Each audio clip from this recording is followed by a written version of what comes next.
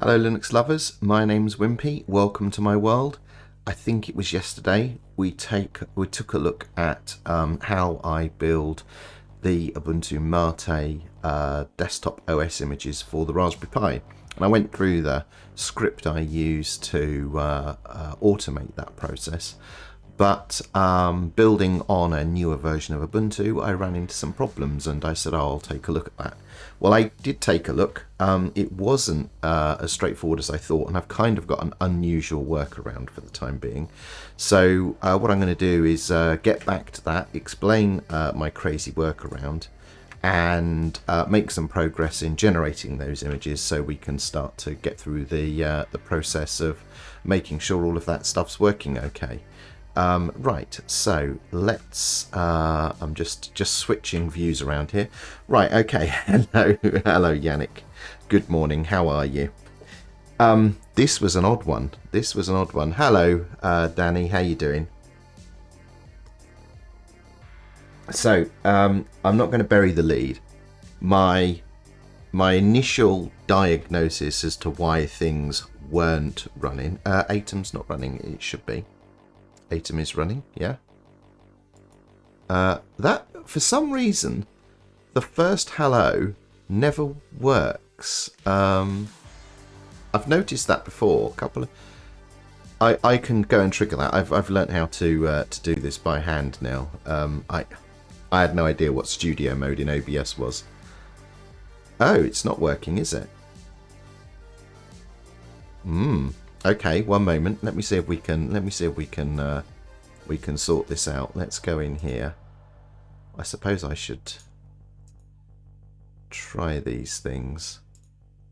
So let's just go down here, because what we can do is I saw that Takov tried to trigger this one, which I can do by hand temporarily. And Yannick triggered this one, I believe. So I've just done those two by hand, so that those have gone. The API might be sleeping. I don't know. It's all green here. Let's see. Have I got any commands? I haven't. I need to set up some chat commands so I can actually test that this stuff works, but I haven't done that yet. Right then. Interesting. So you can see an audio desync again. Somebody mentioned that the other day. Maybe I should have rebooted. I think I might be able to do something about that. So let's have a little think about this, because I've now got this ability to tweak all of this stuff live. So let's go in here. Let's do the mic. And let's just nudge that a little bit. Let's do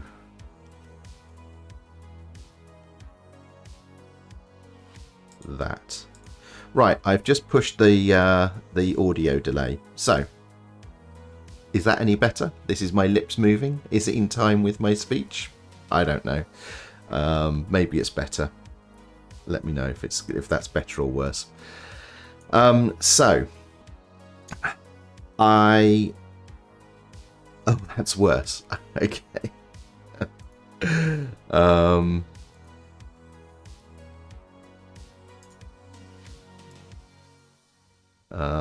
In which case I don't think I can do anything about that, because I can't go negative. Oh, maybe I can. I don't know. Right. Whoop.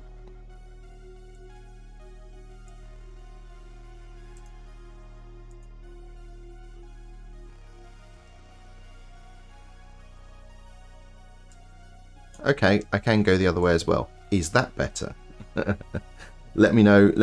I'm doing this blind, as in I can adjust the numbers, but I can't tell whether it's improved anything on the stream or not. So, any better? Good, bad, indifferent?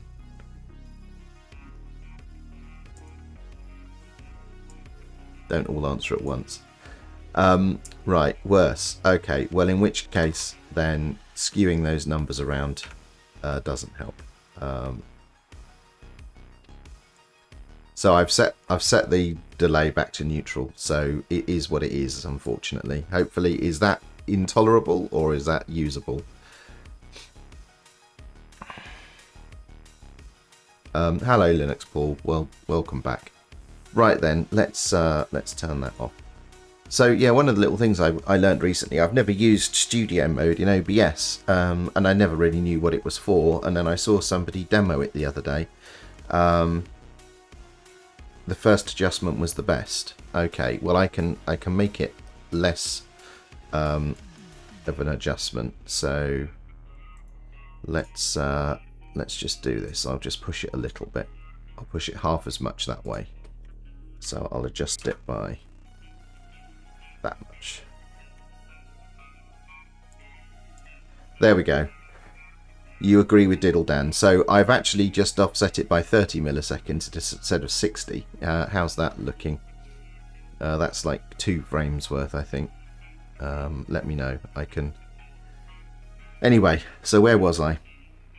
Had to watch Call of Duty Vanguard ad before the stream kicked in. Game looks like a generic COD game. Not quite here. Bump it a little more. Okay. I can knock it forward a little bit more. It's fine. Now I've learned how to do this live. This is actually good practice, frankly. So let's just push that to... let's push it to 60. Let's think about this. Technically, it should be 64, I think, but that will do. There we go. I've just pushed it a little bit further. Right then. I can move it more. I can move it further still, but let's see how we go. So, yesterday, I ran up the script and there was a bunch of errors. So I had a little look at that last night, and it was apt-related errors. And I moved some of the apt configuration, so etc apt.conf.d, I moved some of that configuration to one side, and things progressed a bit further, but then other things were just not working inside the container that I'm used to seeing function correctly. And I thought this was odd because I was wondering if this was a change in the way the 2110 image had been produced. But then I know Yannick had been able to successfully build an image of 2110 for ARMHF. So I was thinking about that, and then the penny dropped. I was doing the build using a 2110 host OS. And I think when Yannick did his build, he was using 2104. So what I decided to try was using Ubuntu 2004 as the host OS, and then running the scripts on Ubuntu 2004, and everything worked fine. Audio is still ahead. I'm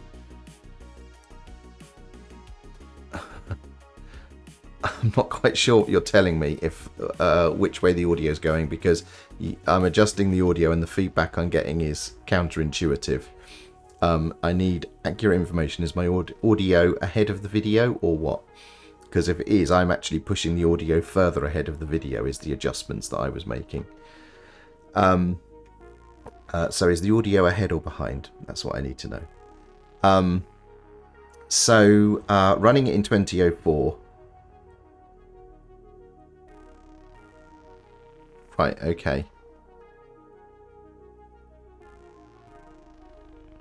Okay, alright then. Well, I'll adjust that slightly.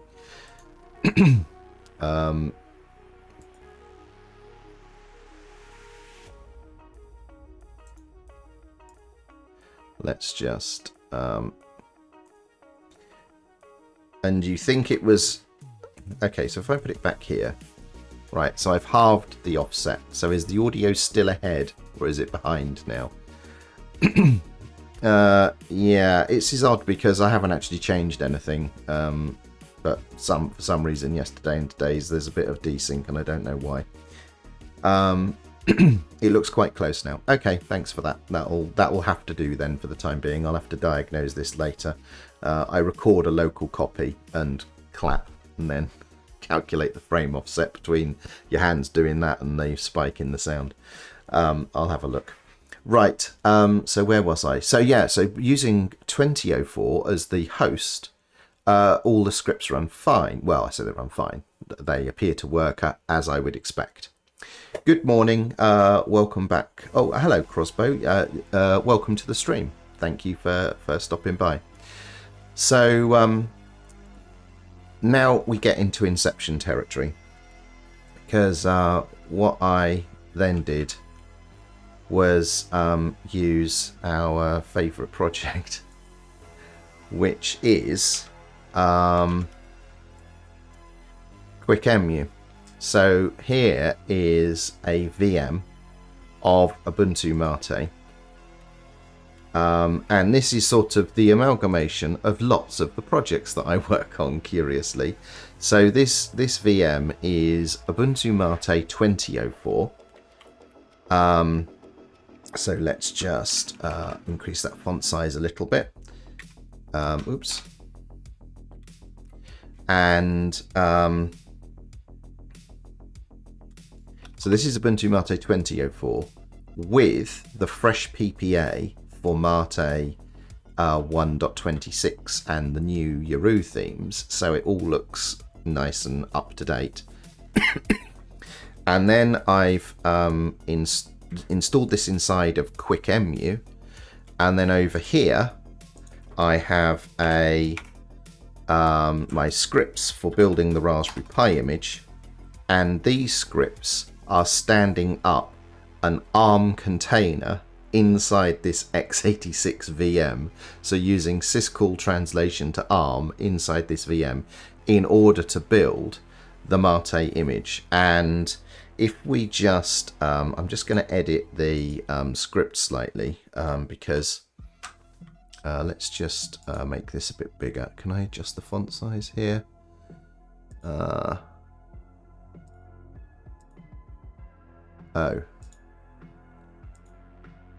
That's, yeah, I haven't got a very, this is obviously a pretty fresh VM, and I've not got lots of stuff. So what we'll do is we'll just comment out a couple of the stages, because I've done 2 of them. So we'll run this snap stage, even though technically we don't need to do that just yet. So let's save ourselves some time, move on to the config stage. So if I then go back over here, I can now run my script again, and this is now running the, oh, hello. Oh. I do have to run them, run the relevant bits in order. So let's go and do that. Each stage has to run. So we'll run a snap stage. We can improve that, what that does later. So if we go back now and run this script, it steps into this ARM container, and we're off to the races. Thank you for the follow, Atomic Supergeek. She mispronounced your name. I'm terribly sorry. So welcome, Atomic Super Geek. Thanks for stopping by. Woohoo! Oh, woohoo! Hello, Popey, and thanks for the resub. I appreciate that. How you doing this morning? So we've now got this absolutely crazy setup. So this is sort of all of my stuff that I work on in Harmony, right? We've got Ubuntu MATE 2004 with the uplifted PPA to give us the latest MATE, and also the updated Yaru theme on top of that. And then inside of this, we're running this using qemu, so the virtualization wrapper that we've been working on. And then that is then running another bit of tooling of mine, which is running ARM containers inside that VM in order to produce this Raspberry Pi image. I'm just ignoring some of these. This is where syscalls don't get translated properly. They have been there forever, and I just ignore the fact that that happens, because it builds the actual image just fine. So this is off doing its thing, adding the necessary packages. So we're just going to let this run, and I'll try and get it to the end of this script. It won't be an accurate image, I don't think, because I'm sure we're going to have to nuance it slightly. but this should actually produce an image that we can put on a Pi, or at least look at. So let's switch back over here. And what was this? I saw Atomic Super Geek said, "I have found my people." Lol. Yes, absolutely Linux nerdery here. This is what we specialize in. So if you're a Linux enthusiast or Linux curious, then yes, you're in the right place. Welcome indeed. If you go to the About section for this channel, you'll find Discord as well. There's a couple of thousand of us hanging out in there doing desktop stuff, development stuff, media production stuff, all sorts of hackery and making. So yeah, welcome. Well, you're in the right place then. And Yannick points out that he was experimenting with this script about a month ago, I think, and you ran into a problem where the 64-bit version didn't boot. Thank you for the follow, Not Carly. Hey, Not Carly, welcome. Thanks for stopping by. We'll get into that, Yannick. We'll figure that out. So you got the 32-bit. It's odd that the 32-bit version booted for you and the 64 didn't, because really there's not much of a difference between those two. So what I'm doing here is just turning on and off these stages and sort of stepping through the build process. Once I've got confidence that the whole thing, builds to completion, we'll turn it all on. It'll all go through in one smooth motion. So this is now cleaning up the container, because it's all being built inside a container. And then what we do is this last step here actually produces a disk image from the containers. So we'll run those two steps now. And what's good about this is because of the way QuickEmu optimizes. Although I'm running this inside a VM, I'm not losing that much performance in terms of the time it takes to build these images. I'm losing a bit on disk I/O, so I could actually improve that situation, because one of the features that Yannick requested was to do disk pre-allocation on the disk images, which I didn't do for this when I created it, so I could have done that and improved the disk throughput. But actually the slowest part of this is going out to the network to install the packages inside the container, and it really doesn't make any difference if you're doing that on a host or in a VM. So I will figure out what has changed in systemd-nspawn between 2104 and 2110 that means that this stopped working. There may be a new flag I have to enable, for example. I'm wondering if it might be something to do with the way that TTYs are handled, but I'm not certain. So I will figure that out. But for the moment, without having to overhaul my script and change a bunch of stuff, I can run it inside a VM and make some progress. So yes, I could create a local mirror to speed things up. I probably should do that. Maybe you want to join me and take me through that process, because I can't remember the steps. I think you use Squid, don't you, to do that generally? And I used to use app-cache-ng, I think is what I used. So let's have a look then. So let's have a little look here. Atomic Super Geek says they were streaming Azure security stuff the other day. Ah, right, but they also mess with Linux a lot. Definitely a grey beard. I've shaved this morning. Okay, so that sounds interesting stuff. I'll have to check out your channel. Right then. Yeah, so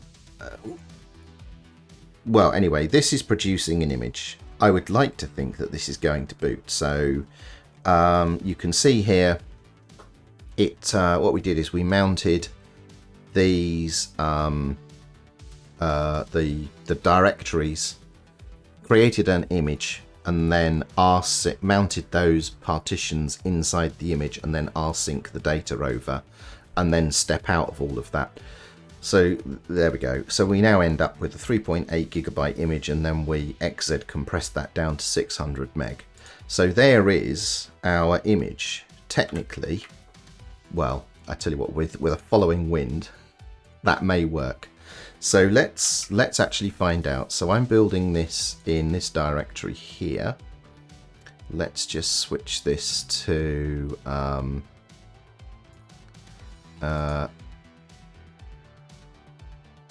list mode, and let's sort by date modified. So here's our image that we've made. So let's copy that over to here, which is, you know, another fine feature of qemu, which is exposing the public directory of the host, my host machine, over Samba inside the VM. So it is, you know, reasonably quick way to move large bits of data around. So, you know, it's all kind of coming together for me. It's quite a satisfying moment for me that I had solutions to my own problems sitting there, which was terrific.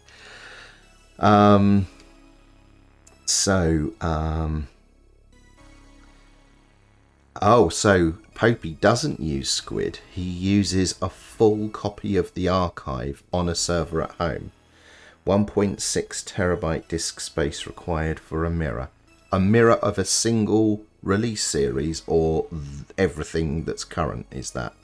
1.6 terabytes. 1.6 terabytes? Do you mean terabytes? I didn't know you had that much disk space.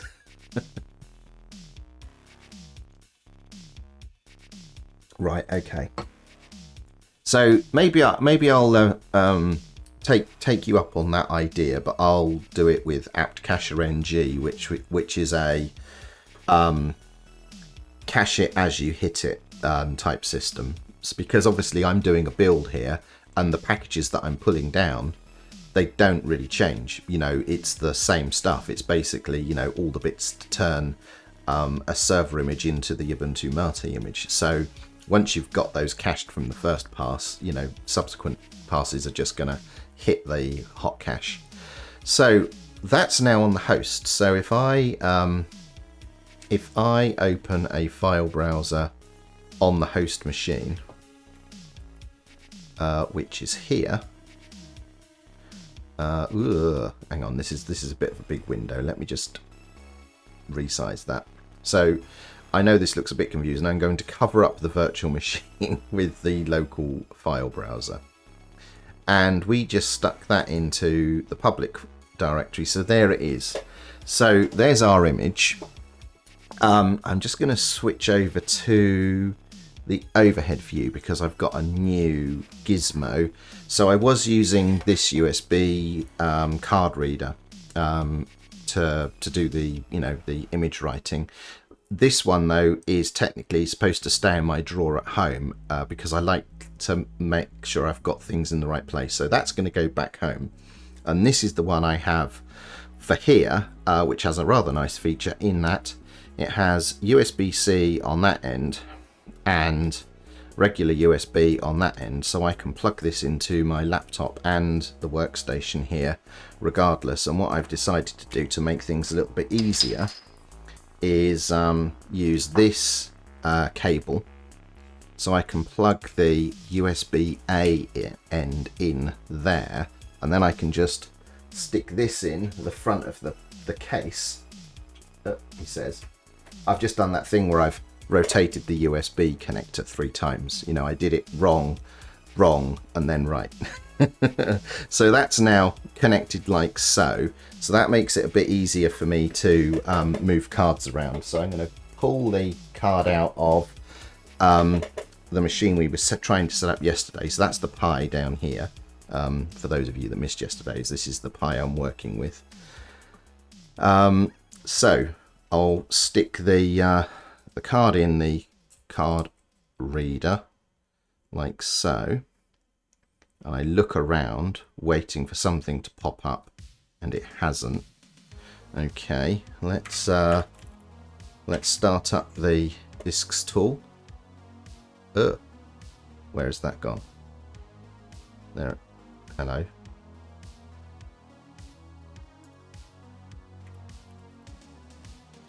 There. Oh, no, that's displays. Oh, goodness. Hang on. What have I done? Disks. There we go. Right. Okay. I'll bring that down onto the down here. So this is GNOME disks, and here is my card from the card reader that I was just showing you.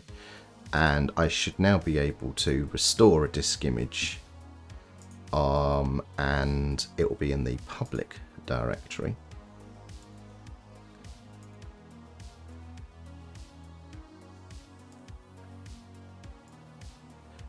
And we'll put my password in. Okay, so that should restore, and then we can try and boot the Pi off of that. Now, whilst that's restoring, I have another slightly new bit of kit, and by kit I mean cable. So I was using a regular HDMI cable with an adapter on it here to go into the capture device.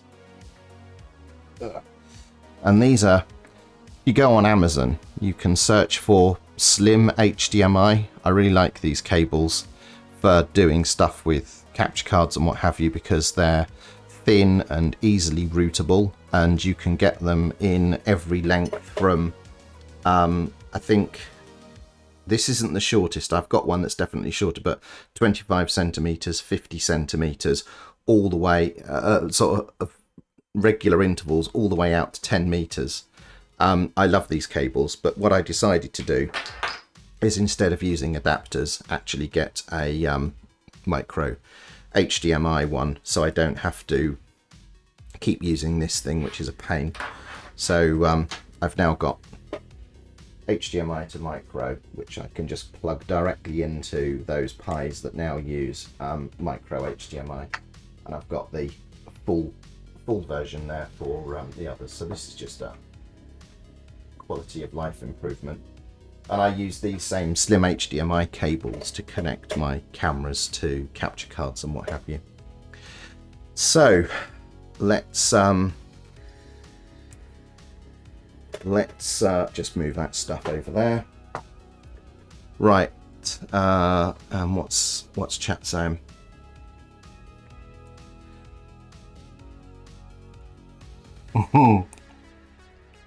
So Yannick is sort of correcting me there, saying, do I actually have solutions for my problems, or have I just created problems for my solutions? It's a valid point. Yeah. Yes, those double enders are great, aren't they? I love this. This is really handy, because now, you know, I don't have to keep reaching over there. This is just, you know, I can tidy it all away afterwards, so I don't have cables strewn all over the desk as well at the end. But, you know, for whilst I'm fiddling around, it's really convenient. And hey, Phil, thanks for stopping by. So Phil says apt cacher ng for the win with all these VMs to update. Yeah, I think I may have to. I used to run that quite aggressively, and in fact, back in the days when I was an Arch Linux developer, by the way, I used to run a caching server for the Arch repositories, because I think at that time I had about 6 Arch machines on the network at home, and obviously, you know, 500 megabytes of updates a day times 6. It was, and I think I was on a 3G broadband connection at the time. So yeah, cache all the things back then for sure. Right, let's see how our disk write is going. Well, that's done. So we'll eject that. Now, I should set your expectations. I fully expect this not to work. But you know, this is a first go, literally a blind test. So we've put the card in the Pi, and then of course the other thing I need is well, let's do the overhead thing again. So yesterday I was explaining, I find it easier to just have a second keyboard and mouse when working with additional devices, and conveniently I've left the left the wireless adapters in the Pi. So let's see how we go here. Let's put the mice the right way around. So we've got, this is the capture card. Let's try and turn this on. Hang on, power here, and turn the Pi on. Okay, what's it going to do? Well, it's found something. I'll just turn the chat off for a moment whilst it brings the system up, or does nothing at all. It's either going to be me in a black screen and no activity whatsoever, or something might happen. Well, something's happening. Looks like it's done the file system stuff. Well, it's doing more. So Yannick, this is the 64-bit version, by the way. So this was the one that you said you couldn't get to go. It's done something, but I wasn't expecting to see a login prompt there, to be honest with you. So that's not good. I'm just gonna disable my own camera a second. Oh, that's not good. Okay, it boots, but that's not the desired outcome. So it's not terrible. It's not what we want to be happening, but the thing did boot, which is good because it means at least there's a sane firmware configuration there. So I can take it from there and figure it out. So that's a step forward in that we're at least able to build an image now. So we have a mechanism of creating these things. Right, let's I'll tell you what, let's just go back here. So let's just have a think about that. What have we got? We got the means to build it, and it doesn't display the desktop. I've not actually had that problem before, so I wonder what I've overlooked there. I think we'll just rerun a few of the steps and see if we can coerce it back into life. So what have we got here? You ran the 64-bit version on the Pi 3. Well, providing there's not too much memory pressure, the 64-bit version should work on the Raspberry Pi 3. But that was obviously something that I want to test, because I do adjust the sort of the minimum requirements for running Ubuntu MATE on PC and Raspberry Pi based on what's reasonable, because with only 1 GB of RAM, and I think sort of like a basic Ubuntu MATE system sits around 300 to 400 megabytes, and then you've got to take the video RAM out of there as well. It could be that the video RAM allocation isn't sufficient to start X on that, thinking about it. And then is there enough headroom to actually like have a usable desktop? And really these days, if you're going to run a desktop on a Raspberry Pi, then using a Raspberry Pi 4 with 2 gig or more is a much better option, because that's way more comfortable.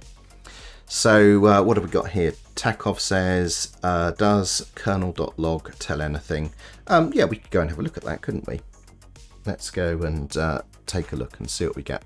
So I'm just going to turn my camera off a second. I'm going to need to program that up on my Stream Deck, I think. I think that would be a useful thing to do. So I wonder if I can even log into this thing properly. So what's this going to do? Is this going to take me through the... Yeah, so I think this is completely going to be busted. I don't think I'm even going to be able to log into it because of the way that I've manipulated the image. I don't think there's going to be an account that I can log in with because I've fiddled with it. Yeah.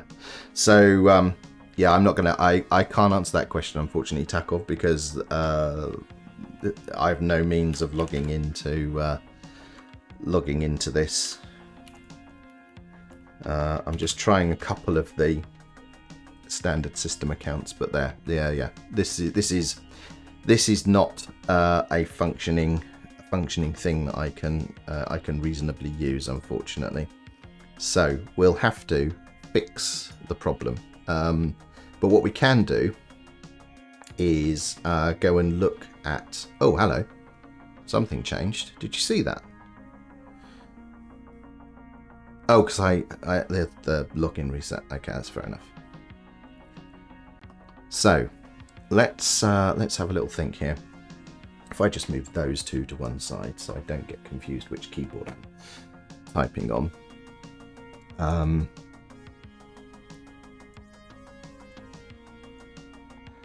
Let's go and look at the VM. Too many windows. Well, that was it. There it is. Right. So let's look at the stages. So we did the tools. Let's go through the entire process to here. And what we'll do is we'll just go and change the snap stage. Because at the moment I can probably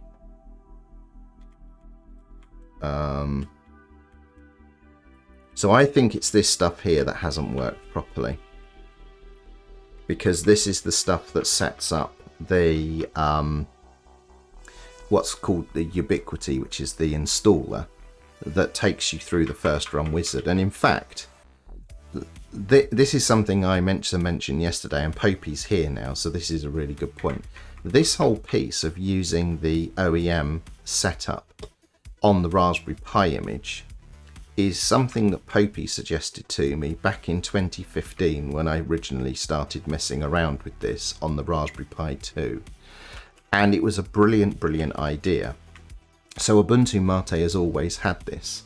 And then when I was at Canonical and we were actually working on bringing up desktop images of the Raspberry Pi, that work that I'd created off the back of Popey's suggestion all of those years previous, we were able to use and actually bake into the way that the Ubuntu official images do it today. And this is how it's done. So yeah, there you go. Surely there'll be nothing on the card as it's a read-only Casper image. No, so the image itself is a pre-install, so the card I can pull out and shove in a card reader and go and look at it. You know, I can mount it and look at the file system because it's like a disk. It's not read-only at that point. It's a pre-installed, fully accessible image.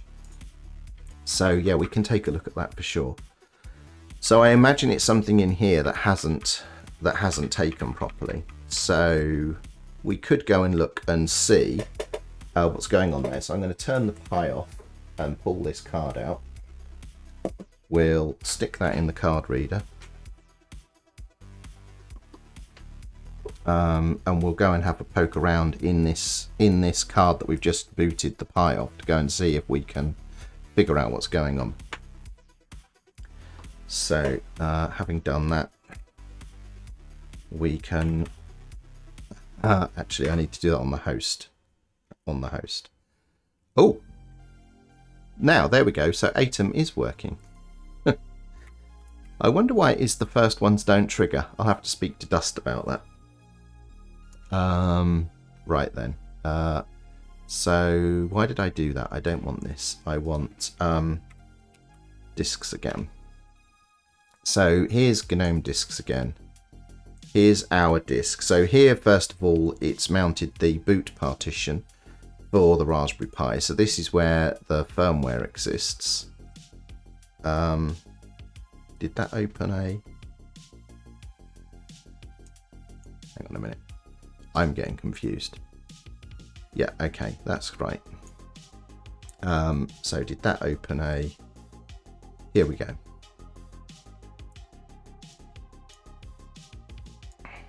Oh, goodness. What have I just done? Right. One moment. This is the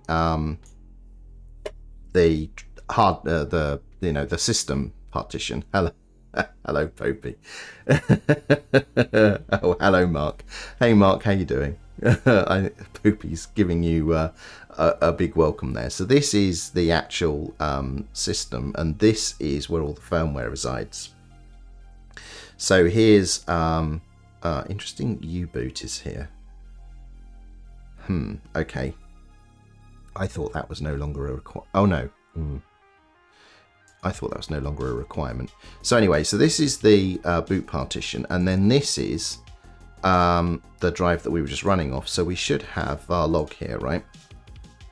And we could go and look at well, we could look at kern.log, but syslog will probably have plenty of... Oh dear, what's this? Could not open. Oh, of course. Right, so let's go to... So that didn't work because it's obviously a root protected file system. So we can go to Media, Martin, and then Writable. This is our system, and if we go to var log, here we go. So it's interesting. So what I can't see here is the installer stuff.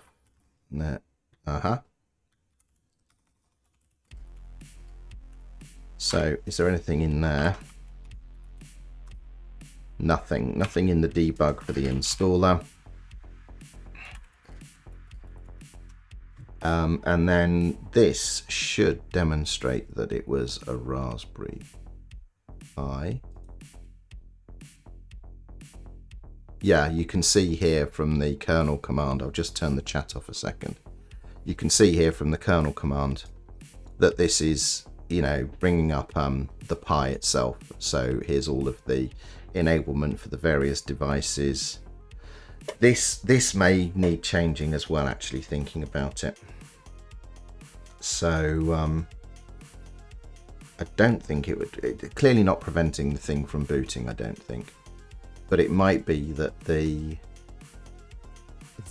video mode is wrong, which could have prevented X from starting, which is why it didn't progress beyond the thing. So there's a couple of things to look at, but we can just have a look through here. If we just go down to the bottom, we'll see the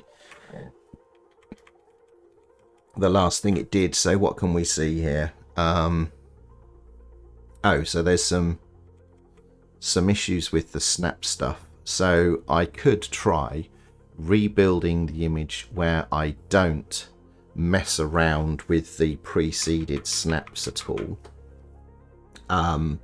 in order to just rule that out as a thing that's breaking the startup process. So I think I'll start there because you know, reseeding the snaps for Ubuntu MATE is something I can figure out after the fact. I mean, I can see here something to do with Ubuntu MATE welcome and directories not existing, so it could be that the way that the snaps are seeded and set up, the snaps that Ubuntu MATE needs, that's different, and maybe that's fouling up the boot process. So I'll start by not messing around with the snap stuff, I think.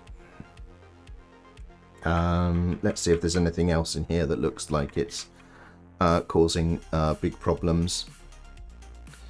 Something in here to do with Pi Bluetooth rules, invalid value. Okay, I'll need to check to see if that's something my script is depositing, or if that was, I think that was installed via a package, but maybe as that's triggering errors, maybe I can remove that from the install as well. So I'll just try and pull out things that are generating errors that we can see in here and generate a new image. Yeah, this could be causing the problem because it's remapping the serial ports. So we'll remove that as well to rule that out. Anything else in here that sticks out as... No, that Pi Bluetooth stuff is all over here though, isn't it? So it's all snaps and pi Bluetooth that seems to be the unhappy stuff. So we'll just start by yanking those out. So let's go back to the VM.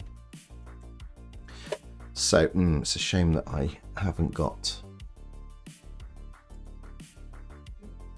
Let's go to preferences and change the font. Monospace. Let's bump that up to.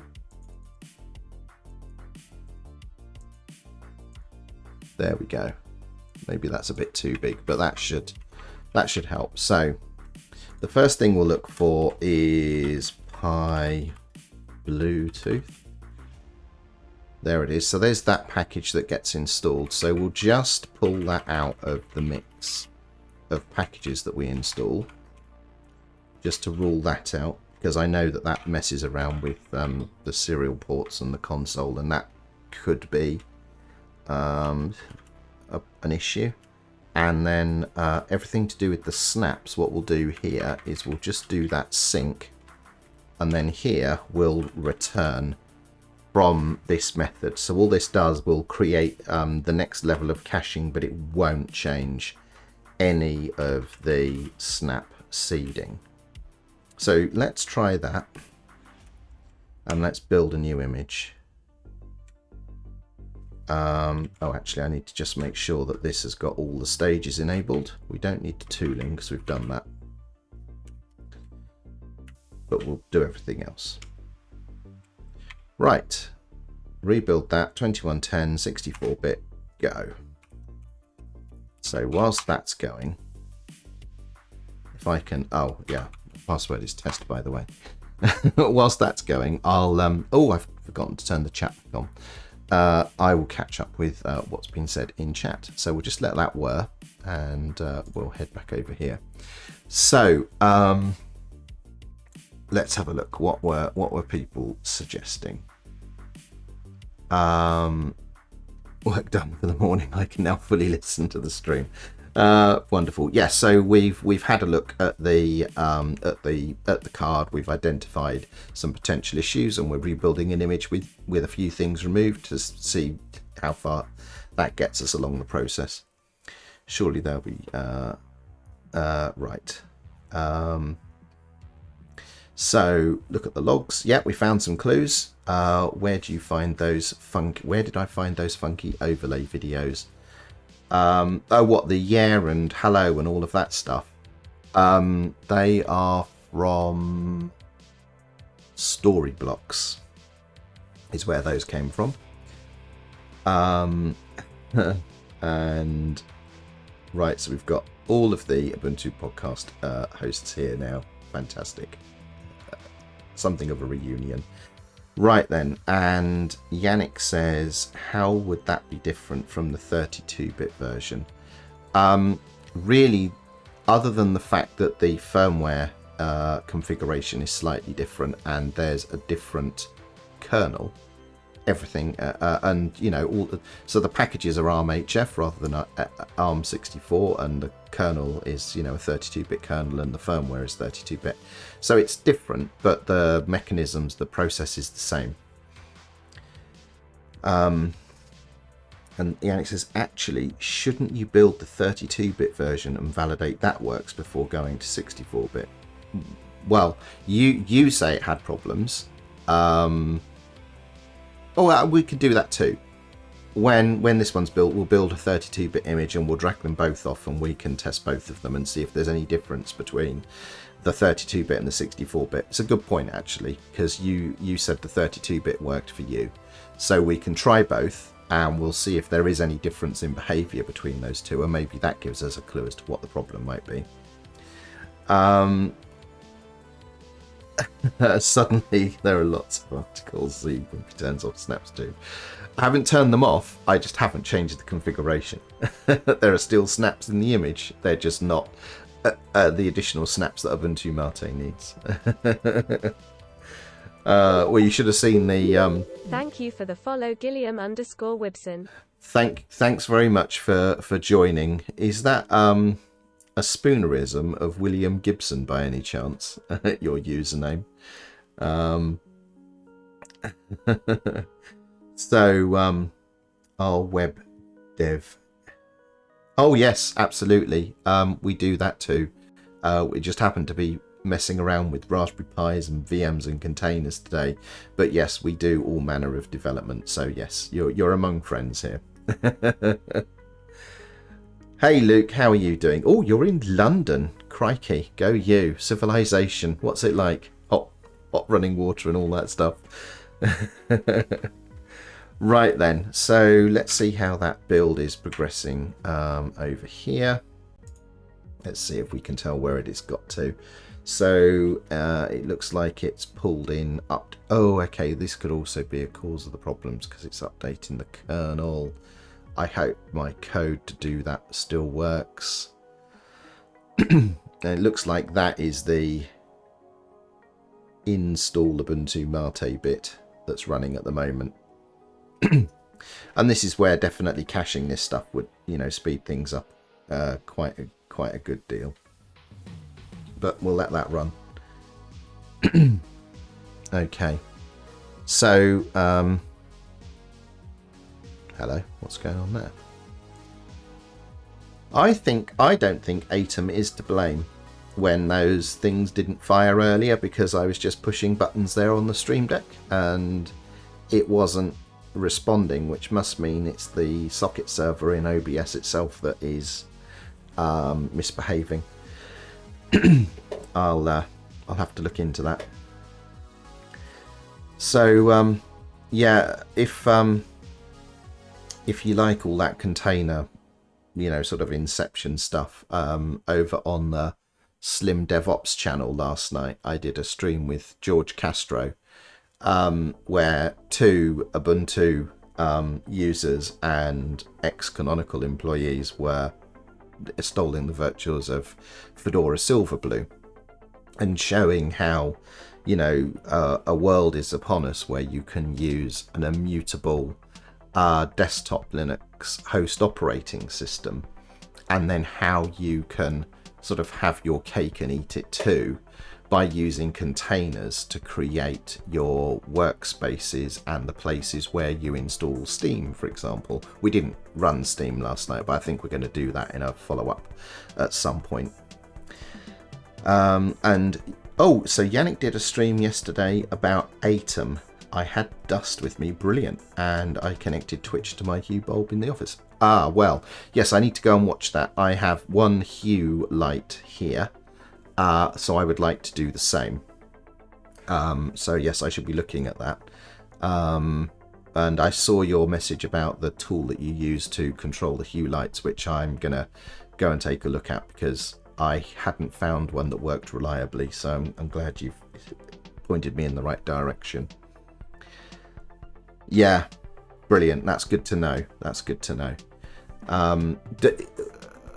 I've got Hue bulbs at home, so I want to use it at home too, because at home it's quite good fun because I can actually change the whole lighting of the room because I've got 4 bulbs, you know, pointing in different directions, and obviously from my phone I can set different scenes and what have you. But I thought it'd be fun if some of the effects that I want to add to this, you know, you can change the lighting in sync with that. I thought that'd be good fun. Right, excellent. Yeah, I'll have to go and watch that and see how you did all of that. Gillian Wibson asks, what's your podcast?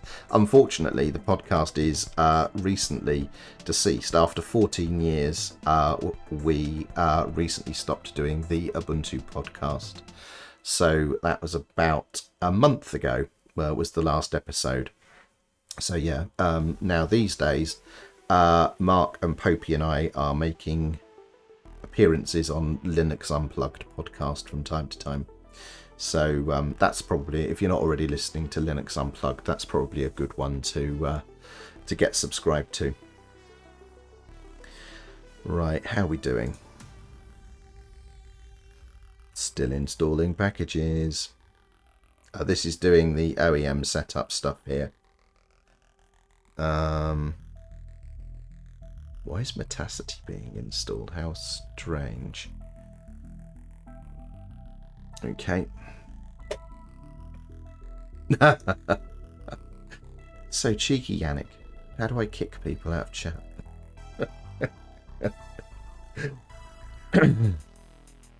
Right, okay, so that's whirring along. That's going to take a couple of minutes extra. It's not that far from being done, actually, because at this point it will have skipped over the snap stuff already. So hopefully up here we'll see it doing... oh, that's interesting.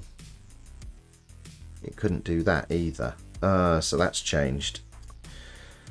Okay, I'm going to have to look into that, because that's something we definitely want to make sure happens. Why wouldn't have that directory been found?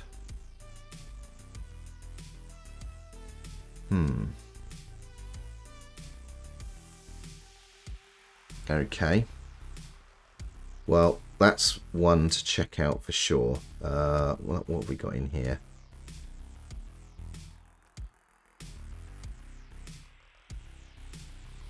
So I can see... Can I see? Yeah, okay. I'm just checking I can see all of the packages I expect to be installed. It does look like that's all that the entire desktop's been picked up. So, where's this now? Following packages will be upgraded. Okay.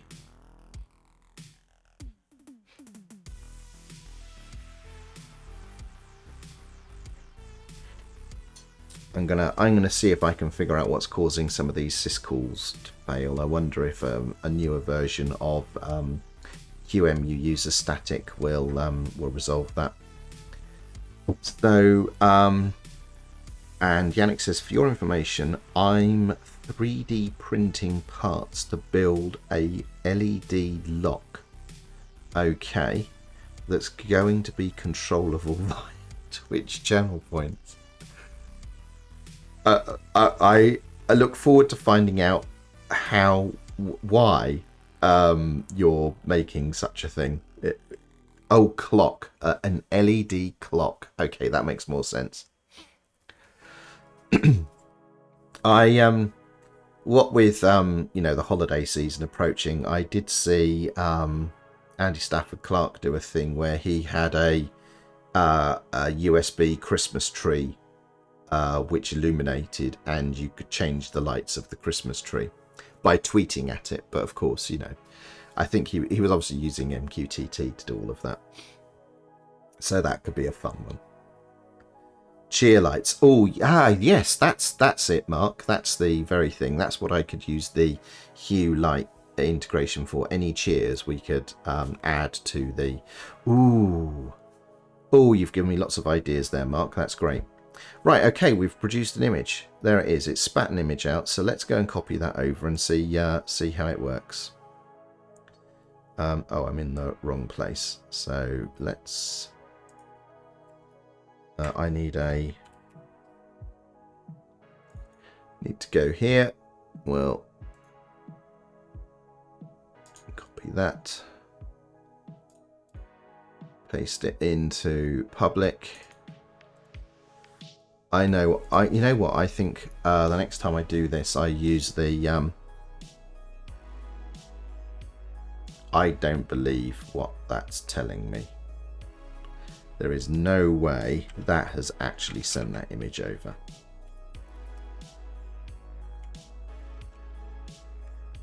No, that's a lie. Something's not right there.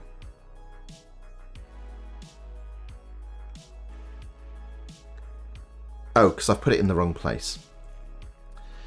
That's fine. I knew that wasn't right. There we go. We'll put it here instead, in the right folder. Replace. There we go.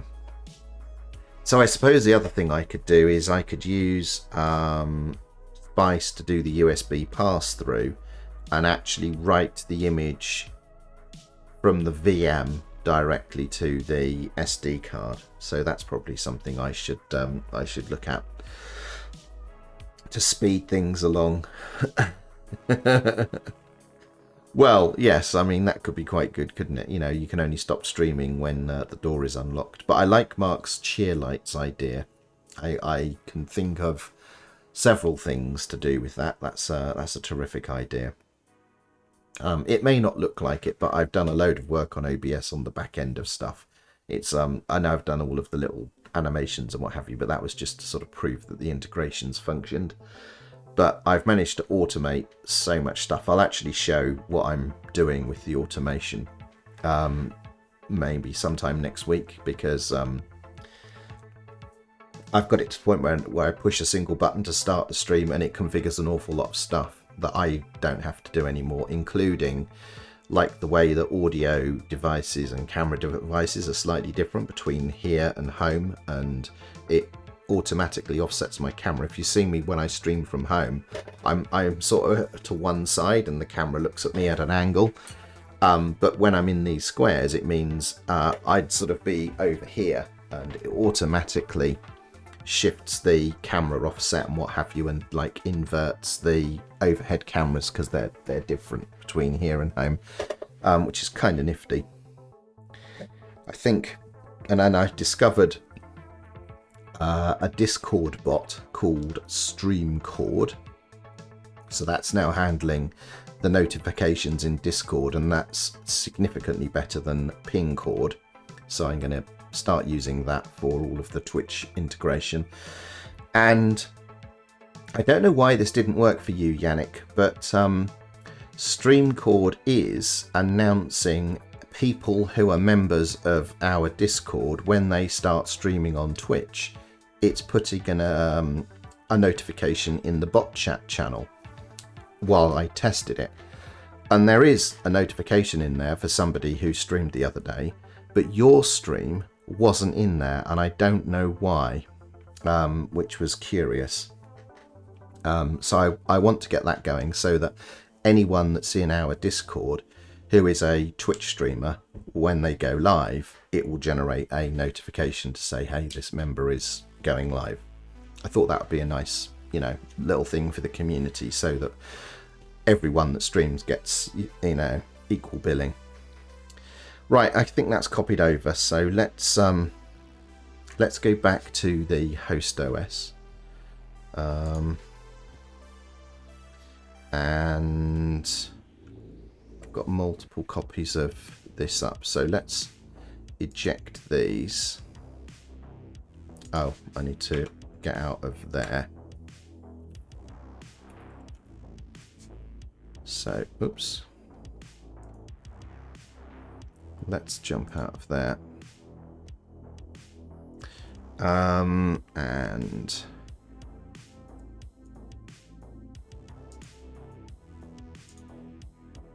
we'll need to start up GNOME disks again, won't we? Not in the VM though, Martin. Right, here we go. Right, I'm going to need to eject the card and stick that back in. Right, there we go. So let's just stop that and stop that and do a restore. And there's the image we want to use. Go.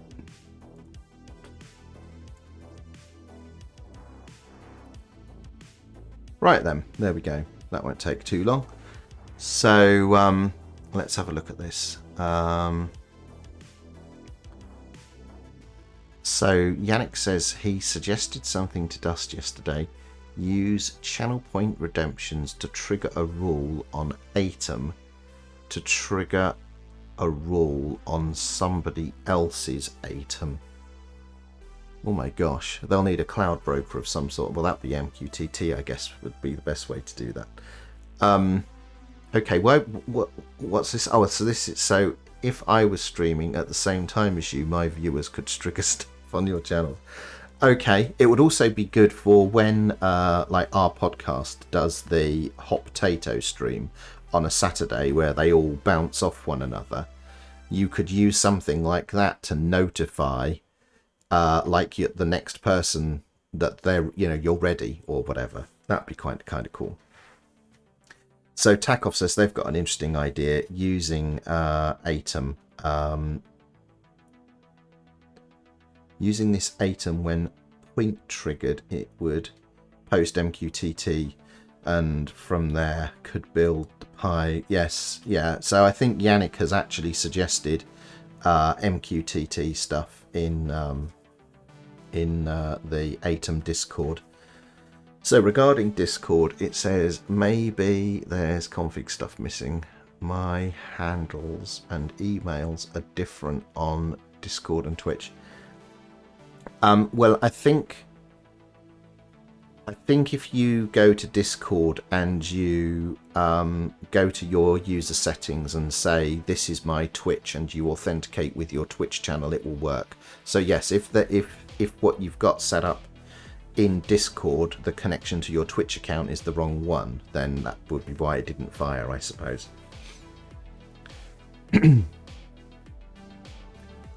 Okay. So we've got an image. Let's boot that.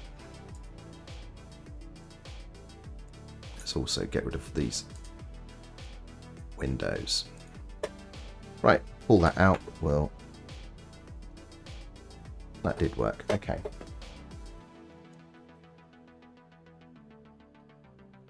So, what do we reckon? Chances of this working? I reckon it's 50-50. Oh, and the other thing we could do is, whilst we're doing this bit of testing, let's just go back over here.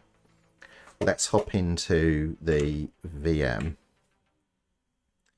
and the builder, which we don't want that one. We want this. Let's run this script, but do the ARM-HF version. So that can be building whilst we're testing this other one. So this was Yannick's idea, that we can actually go back and test the 32-bit version as well and see if that's any better. Ah, there we go. That explains it. Thank you, Yannick, for checking on that. That makes perfect sense. So when I've got confidence that this is working properly, I'm gonna make those announcements more prominent for all of the members, and I think what I'll do is move all of the Streamcord announcements to the announcements category, so all of the members, you know, get to benefit from that process. I thought that would be kind of neat. So the automation that I would then need extra is when I want to tweet that I'm going live, because I rarely do that. I only do that occasionally now, at least for my own streams. I'd like a tweet to go out automatically. So that's something I want to look at. And what was the other one? Quite often for these morning streams, I post in the Ubuntu Podcast Telegram channel. And I'd like to be able to automate that away so I don't have to sit there and type out a bunch of stuff. And also like changing the Twitch stream info for each time you stream. That's again something I don't want to have to keep going in and changing. I want to put some sort of boilerplate text in and then have all of those things update with the same information. Hey Pro Gamer, how you doing? It's okay to be late. You don't have to get here on time or anything. You saw the first ARM VOD. Yeah, so we've moved on a bit now. We've actually got things working, but we're building now ARM containers inside of VMs because reasons. Hello Supercuba, how you doing? Welcome back. Nice to see you again.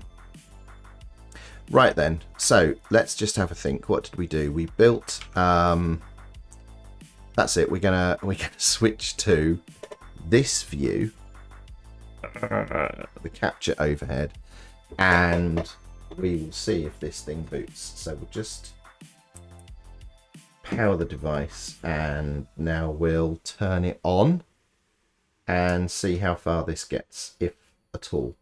I reckon there's 50-50 chance that this is going to do something more than it did before. Now, the other thing that I haven't done on this, which I really need to do, is update the Eeprom. Because I don't know if that's going to be an issue even. So we'll see how we go. So you can see there's a cursor blinking. Oh, there it is up there. That's the file system bit works. So it's growing the file system. here it comes. So it gets to the boot. What's all of that there? That's the Wi-Fi stuff. So are we just going to get thrown into a prompt again? We are. Bother. Okay, so we've learned two things. First of all, whatever that Pi Bluetooth errors were, that can't be related to these not coming up because we've arrived in the same spot. And similarly, the stuff to do with steps can't be preventing the boot process. So there's something else that's actually stopping the display server coming up and the setup wizard starting. So we can go and look at things like the xorg log and things of that nature to try and figure out what the next thing might be that's not working. So so Pro Gamer says that the lip sync is good today. Interesting, because the first 10 minutes of the stream we were shifting the audio delay around in order to get things lined up. Turns out 30 milliseconds offset is suddenly required for reasons, and it doesn't make any sense because as far as I'm aware nothing has changed to cause that, but if that's what it is then that's fine. I can work with that, but weird all the same. It's odd that 30 milliseconds was so noticeable to people though, because technically 30 it's only 2 frames. It's not even quite 2 frames, so that's almost imperceptible. So there's something else going on there, I think. Right, so let's go and see how that build is going for the 32-bit image. Let's see, where are we? Could not, that's fine. So that's just going to whir and whir and whir. So that's going to probably take another 5 minutes, I imagine, to go through that. So whilst that's doing that, what we could do is actually have a poke around on this image we've just booted to go and look at things like the xorg log and just see if we can identify any other reasons why it's not booting up. So let's do that. So we'll stick that in there.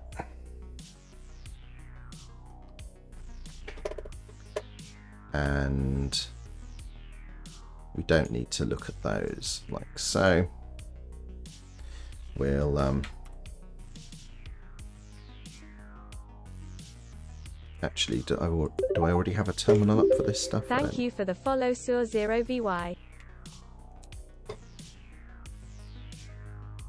So I can't pronounce that, but welcome, welcome, welcome. Thanks for stopping by and thank you for the follow.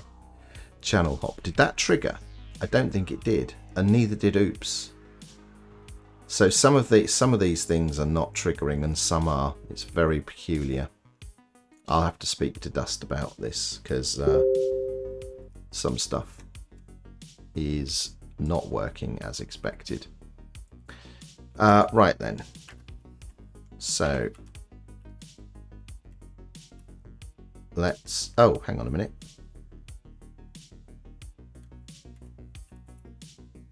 I'm in the VM now, that's no good.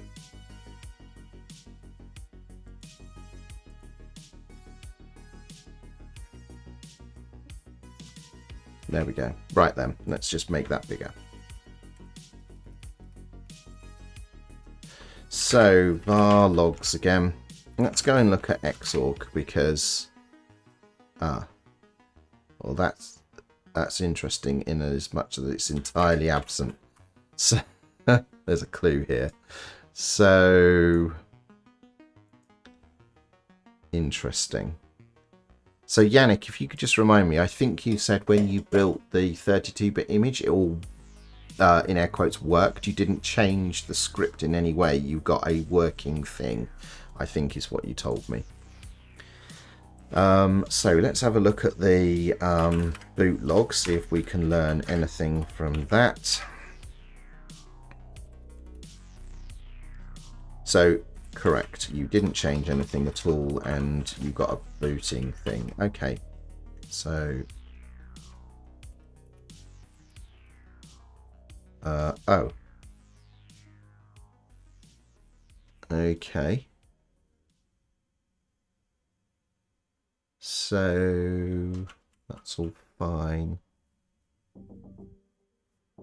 I'm just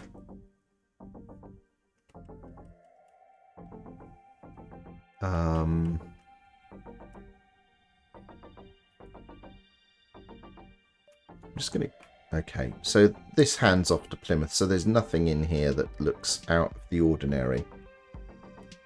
So we'll assume that's fine.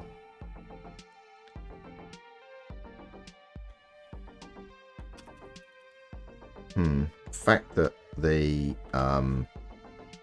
there is no xorg log is interesting.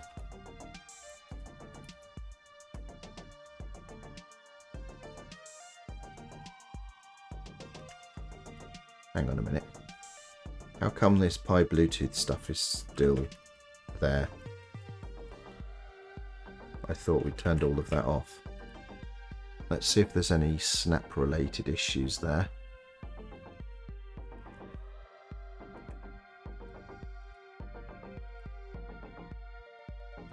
So the snap related issues do appear to have gone away, and it looks like maybe that Bluetooth package isn't required anymore, because I can see the Raspberry Pi Bluetooth stuff being brought up without that package requirement anymore. So that's possible that Dave Jones, who works on the Raspberry Pi stuff at Canonical, has got a fix for that actually integrated into the main stuff now.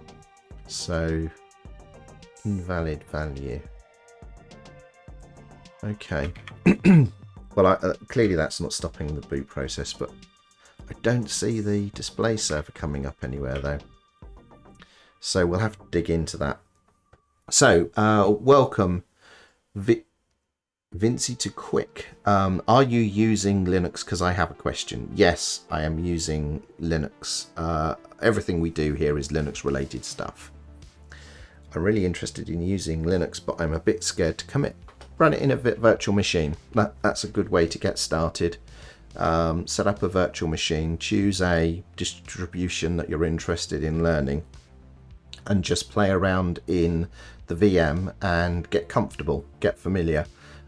Don't commit a machine to Linux until you've done a little bit of getting to know the environment. So Takov says on my machine it works. What are you referring to, Takov, just out of interest?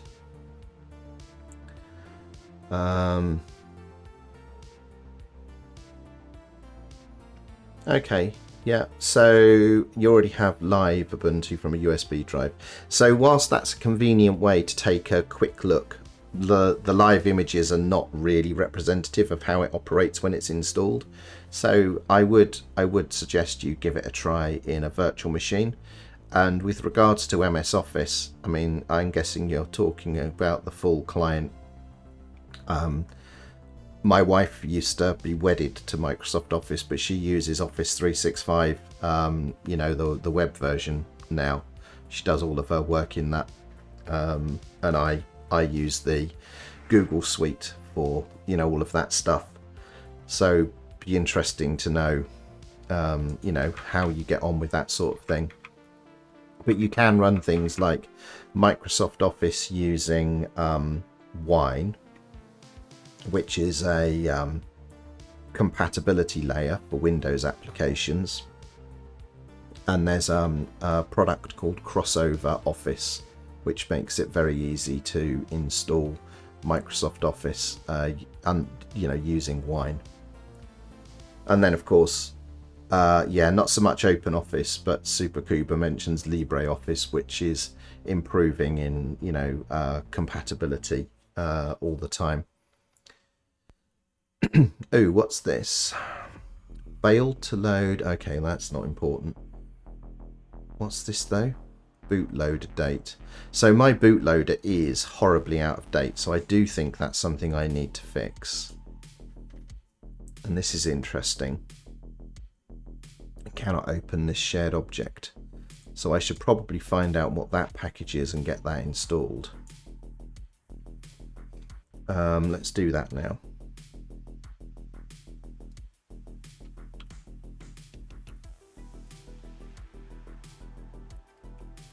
Let's just bring this down here. So I'm just doing dpkg, so it's lib bd mdraid.so.2. Did I get that right? Lib. I've got a letter missing. No, I don't. I've got that back to front. Lib bd. Okay, so that's from that package.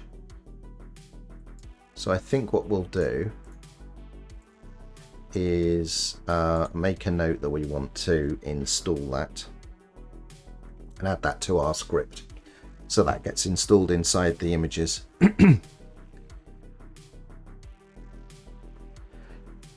That may well be true, Yannick, using a dist upgrade on Raspberry Pi OS to do the Eeprom update, that I could see how they could hook that into apt rules, but I don't think Ubuntu does that. I think you have to very deliberately run RPi Eeprom update.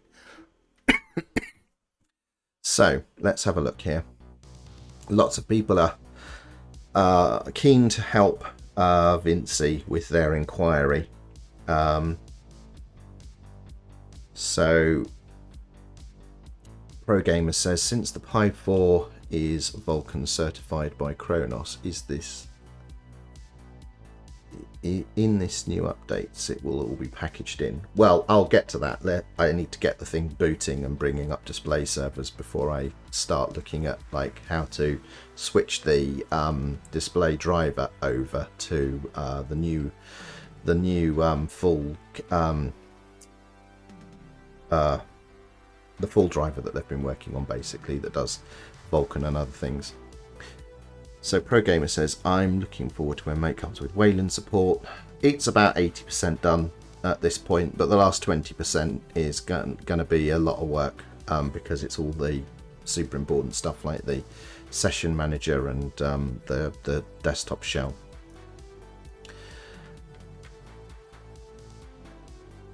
Yeah, so Linux Paul says they use Office 365 and it's been more than good enough.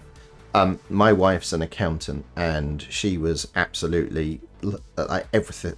She did everything in Excel, not just work, but everything. And she was really resisting the whole do it in the cloud thing. But through some volunteer work she does, they only have Office 365 as the way that they, work together. And she does the accounts for a couple of local charities. And she doesn't even think about it anymore. She's able to do everything in Excel in Office 365 that she was ever able to do, on the desktop version. And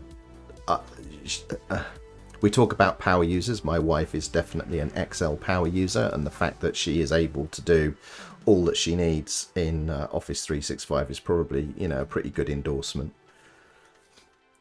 So yeah, Crosbow is also suggesting, that you start in a virtual machine. This was something that we discussed on Linux Unplug about the Linux Tech Tips sort of, experiments, that a lot of people, when they're starting out, do start by getting familiar with something in a VM before you just blow away, a machine. And maybe had they had the time to do a little bit of due diligence, they could have learned about their distribution choices by running through a few distributions and trying things out before they actually, Thank you for the follow, Vinci. got stuck into the stuff. Thanks very much for the follow. I appreciate that. So,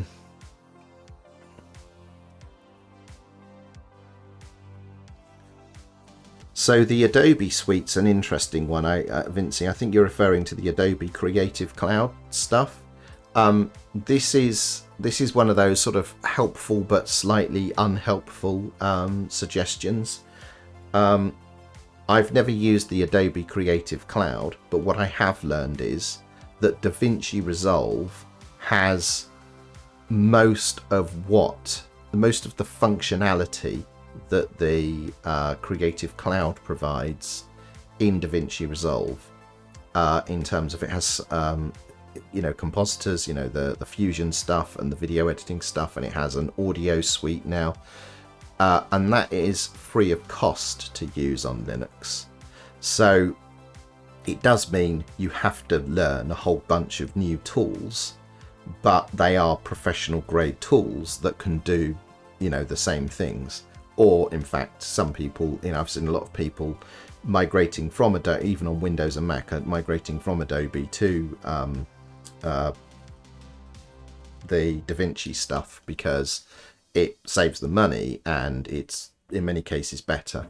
So that's an interesting one to look at. It doesn't get you all the way there, but it's definitely something to consider if you're prepared to learn some new tools, as opposed to some people will recommend equivalents, open source equivalents that may or may not get you anywhere close to the functionality that you're looking for. Yeah, so Mark is also suggesting a VM. I think most of us that have been around the block a few times start with VMs, find a comfortable place in a VM. Yeah, definitely get cracking in a VM. Yeah, it's good advice, I think. Yeah, we play games on Linux here as well. So the Adobe suite is going to be harder to replace. Yeah, I think sort of anyone that's got a serious Photoshop workflow, there isn't an equivalent for Photoshop. I know how to use GIMP and my needs are simple, and GIMP does what I need in the same way that Inkscape does what I need. But then again, I'm not a vector artist. I just have occasional stuff that I need to do, and it's more than capable for my needs. But I realise that's not the case for everyone. Right, let's go and take a look and see how that build was going, because that should have baked by now, I think. There it is. Let's go and look.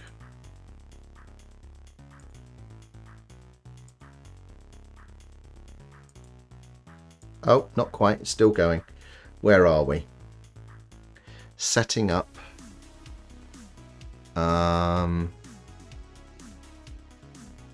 That's still installing the desktop, so that's probably 5 minutes away. So let's switch back. Let's switch back here, and we'll just dig into this a bit. So yeah, I think Linux Paul is right that the Adobe suite can be hard to replace some of the components. I don't know what the answer to Photoshop is, other than I hope GIMP is going to be good enough for what you need to do.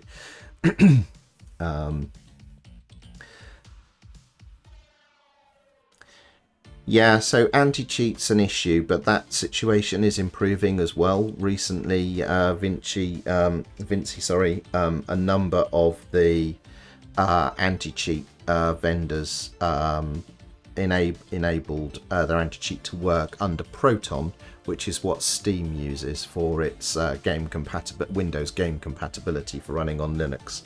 So that's obviously Valve are pushing on that for their Steam Decks that they're working on. And I know Easy Anti-Cheat supported and one other. I can't remember which one it was though. So I think that situation's improving. I don't think it'll ever be perfect, but it's remarkable to me, frankly, that it's actually got as far as it has already.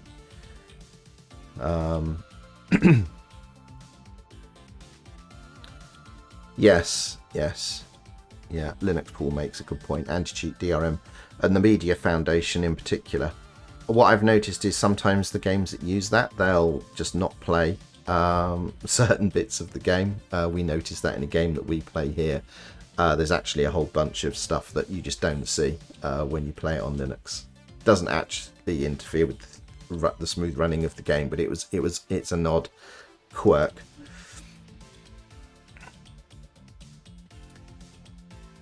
Eeprom update only works on the Pi 4. Oh, okay. Yes, that sounds right. Yes, that's what I'm expecting to hear, yeah.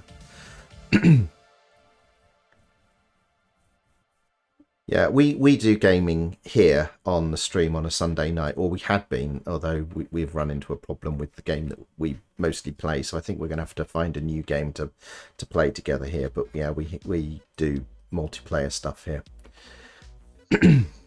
And yeah, Microsoft Edge works really nicely. It's a great browser, actually. I think that's gone stable now, hasn't it, as well on Linux? It's out of beta into stable. I need to update my install. So Vincey says, thanks. He's going to try in a VM. Thanks a lot. Great community we have here. Yes, you're right. We have a lovely bunch of people here. They're very friendly. Glad you found us. We have, if you look at the About, underneath here in the About page, you'll find links to our Discord. So if you've got any questions, join our Discord and feel free to ask there. Lots of helpful people there that will be happy to offer you advice on your journey, including myself. So, given the new look of Outlook 365 on Mac, it wouldn't surprise me if versions end up as JavaScript cloud versions in the future. I'm sure that's where they're going. The DaVinci license is not even that expensive. No, it's not, because it's a perpetual license that's, I think it's like 180 euros, something like that, which for what you get is not bad, particularly when you look at how much the Lightworks license costs, and that's like fixed to a particular version. So yeah, I think DaVinci have been rather smart with the way they've done that, because it's kind of a loss leader to get you into their ecosystem to buy their hardware. Clever idea, I think.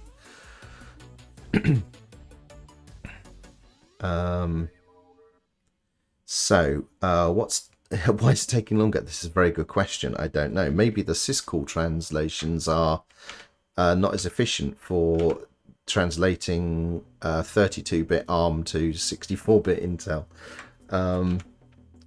I'm guessing. Oh, I need to go to the screen here. So it's still going. Were. My machine is working quite hard as well, I have to say. I can see that. I'm feeling warmth.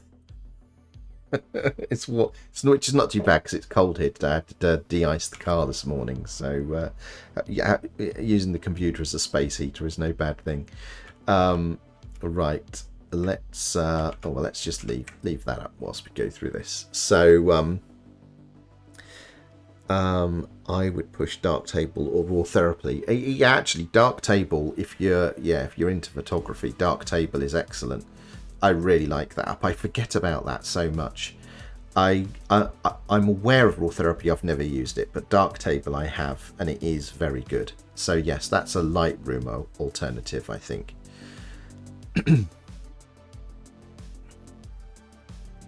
Adobe give away CS2, and that works well under Wine if you can stomach an old version of Photoshop. CS2, how old is that? I don't know anything about the Adobe products, other than the names of some of them.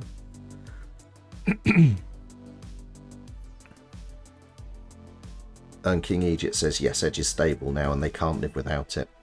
I'm hearing more and more frequently people in Linux users, like full-time Linux users, talking very favorably about Microsoft Edge, which is interesting on two counts. First of all, they've caught up very quickly, with a decent quality browser, but also the fact that so many people that run Linux are accepting of Microsoft these days. Microsoft have turned that ship around. It's sort of, the whole perception that they were bad actors from sort of how they behaved in the 80s and 90s, and to some extent under Bulmer in the early 2000s. They've turned that around. It's pretty impressive. So DaVinci and Lightroom are both professional grade options on Lightroom. It's also worth noting that Lightroom is an option for video editing and production. So Linux Paul, Lightroom is an Adobe product, right? Oh, Lightworks. Lightworks. Okay, sorry. That makes sense. So yes, DaVinci and Lightworks are both professional grade video editing, audio production and compositing tools. I of those two, I prefer DaVinci. I think it's the more comprehensive tool, and the hardware acceleration is superior. So that would be my choice. But yes, they're both pro grade tools. I need to do more with DaVinci. I don't use it often enough for it to be fluent. I keep defaulting back to Shotcut for simple video editing because it's very easy to use. And again, the hardware acceleration there is very good. I think what I'm learning is that my video production requirements are quite simple, and therefore the simpler Shotcut kind of suits me. So ProGamer says the Adobe is the design and marketing standard, yeah, for publishing. They have the best CMYK support. Okay. Yes, interesting. Say says good news solutions like Affinity Design. I've seen that Affinity Design. I haven't seen Affinity photo, but I've seen people using Affinity Design more often these days. And Figma's good, yeah. I think Figma has a Linux version as well, right? Okay, where are we here? So it's doing the syncing. Okay, so I think it must be on to the snap piece. It'll be the snap and config next. And the snap piece is just is stubbed out at the moment, so it should move on to the configuration quite quickly.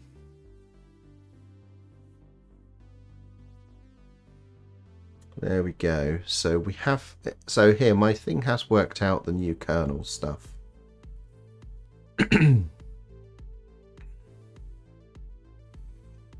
Okay, so I think my kernel switcher code still works. Anyway, yeah, you mentioned some good stuff there, ProGamer. Natron, for example, Blender. Yeah, Blender. I mean, I've never used Blender. I'm not a 3D artist. Blender is one of those things where I see people use it and it's very impressive, but I don't have a need to use that, and also I don't know, I've got space in my brain to learn how to use something as complicated as that. Yeah, Lightworks. Yeah, okay. They killed the activation servers for... Oh dear, okay. So, looks like that tip of using an older version of Creative Suite may not be valid. Never mind. Right, okay, it's making images. So let's see if this 32-bit image is going to go. So let's get prepped for that. Let's actually no, I don't want to do that. Let's just unmount what we have here, and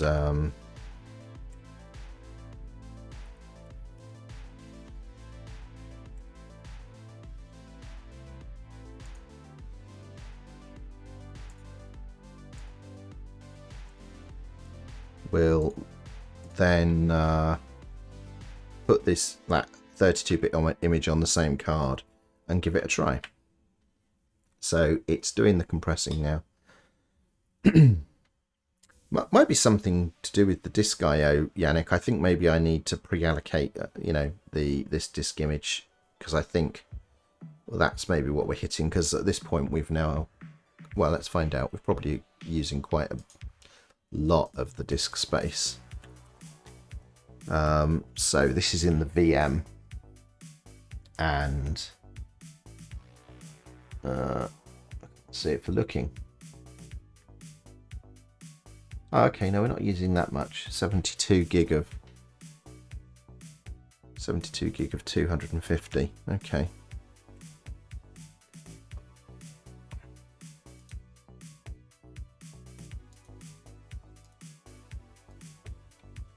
Right. Oh, there we go. We're done. Right, so that image is produced. Let's copy that over and see how we get on. So, we make that image. That's the 32-bit one. Ah, here's interesting. Yannick, you said, why is it taking longer? It's twice the size. Which suggests there's something missing. It's something missing from the 64-bit image, doesn't it? So, I think the reason the 64-bit image isn't working is because not all the stuff is there. So let's go and test this theory out and see how we do. So let's drop this image in here. So that's going to take a bit longer to copy over our loopback Samba connection because it's twice the size. These things are not firing. What's going on? Yannick wanted to do this. Hang on a moment. Let's switch here.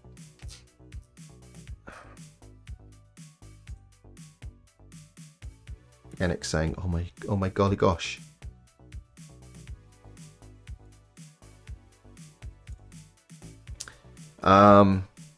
Yeah. So something fundamental is missing. I don't know if it's Atom or the socket server on OBS. I'm not sure. So that's fine. I'll need that in a moment as we wait for this to copy over. So why don't you use NFS? I don't use NFS because I'm using qemu, and qemu runs in an unprivileged fashion, so it doesn't require any system services and it doesn't require elevated permissions. And one of the features of QEMU is that if SMBD is available on the system, it can automatically create a Samba share. And so I'm using that facility, so that's why. And there's also the WebDAV and the 9p stuff as well. But this works, just fine. Doesn't require any additional stuff to be installed. It just works.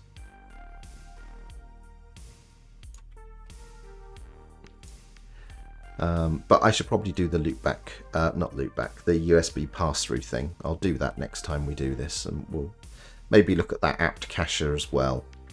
So I wonder what is not being installed and why.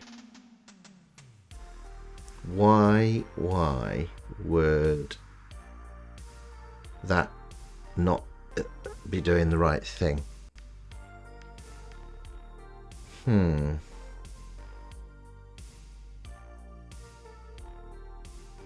Well, I will ponder that, but I think maybe, Yannick, this is going to work.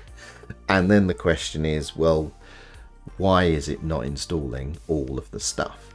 But that was a useful, there you go, you were dead right though, Yannick. Building the 32-bit image has in fact revealed a significant difference between the process. So we've definitely got something to fix there. Uncompress the images and diff the folders. I could do that, but what I'll do is I'll run the 64-bit script and just sort of step through it and see, is there a stage where it says, well, I was asked to install these packages and I just didn't, and I'll see if we can figure out what's going on there.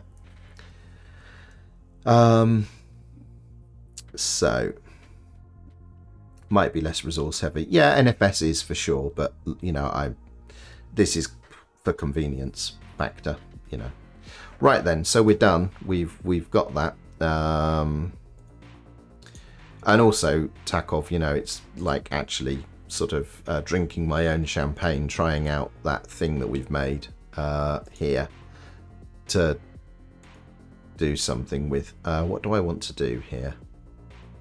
I want to restore a disk image, and I want to use the ARMHF version. Open that and restore it.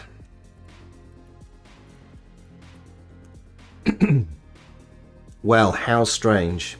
Well, I'm glad we did that, Yannick. Thank you for that suggestion. That's going to set me in the right direction. I want to stream from here tomorrow. I've got some new keycaps coming, and I want for this keyboard, and I thought I might just sit here and have a cup of tea and replace the keycaps. But whilst if I come here to do that, then maybe what I'll do is whilst I'm pulling and replacing keycaps, I can also spend a bit of time looking at what might be going wrong with that setup script. That's really weird. Off the top of my head, I can't think of anything obvious. The only thing I've thought of is I wonder if I've got like the universe repository missing for the 64-bit image, and so it says go and install Ubuntu MATE, and of course it's just not there to be installed. So that's the only thing I can think of, but I will have a little poke around and see if we can get to the bottom of that. So keys on your Razer keyboard. Yeah, so I've already, let me just get something. I've already got which I installed. I'll speak into the microphone. So I've already got these, which I installed on the keyboard the other day. So this is a PBT keycap set. These are made by Razer, and one of the useful features is, as you can maybe make out from there, they have keys to fit OEM keyboards, and also Razer keyboards, the older style Razer keyboards like this one, where the bottom row is not an OEM compatible set of keycaps, in particular the function key and the super key, and I think the size of the space bar. Don't quote me on that. So these PBT keycaps are a significant upgrade over what came with the keyboard originally. This is an older model. You can't get this limited edition keyboard new anymore. I had to, you know, find a collector and buy one. So this is an improvement. I prefer the PBT keycaps with the, you know, the slightly textured surface. But the way that this keyboard is designed, there's quite a lot of light bleed.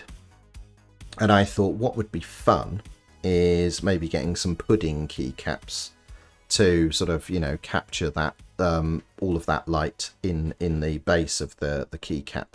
So I'm gonna try some pudding keycaps on it because I've not used those before. And the other thing I did when I set these up is I put let's see, you can see the orange O-ring there.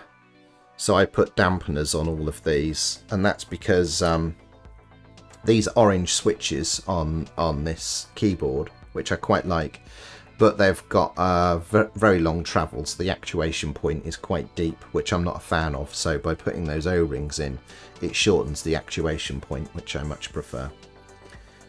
So yeah, I don't know. Ever since I got a DAS keyboard about 10 years ago, I'm a bit of a mechanical keyboard snob, and I'm resisting getting into making my own, you know, fully custom keyboard, because they're like 400 or 500 quid if you get into that, and I just can't be. I think I would enjoy it, but I don't want to spend my time doing that sort of thing. I'm quite happy with Razer peripherals. I really like, because we've got the excellent polychromatic to manage them all on Linux. Even for something simple like this, it only has a single color backlight. So particularly the newer Razer devices, they've really, and the keyboards in particular, they're really great. So I'm very happy with Razer, and simple mods and things to Razer keyboards is fun. So Razer says you have a Black Widow Chroma V2. So I think I have one of those at home on the desk behind me. And the keyboard I have on my desk is the new Black Widow Tournament Edition, and I love that keyboard. It's excellent. The switches on that, everything about that keyboard is fantastic. I love it. So yeah, and this one's departure for me because this keyboard is a limited edition. It was only ever made with a US keyboard layout, so I have to adapt. There's a couple of common keys that are in different places on this keyboard, so it's a bit like playing somebody else's guitar.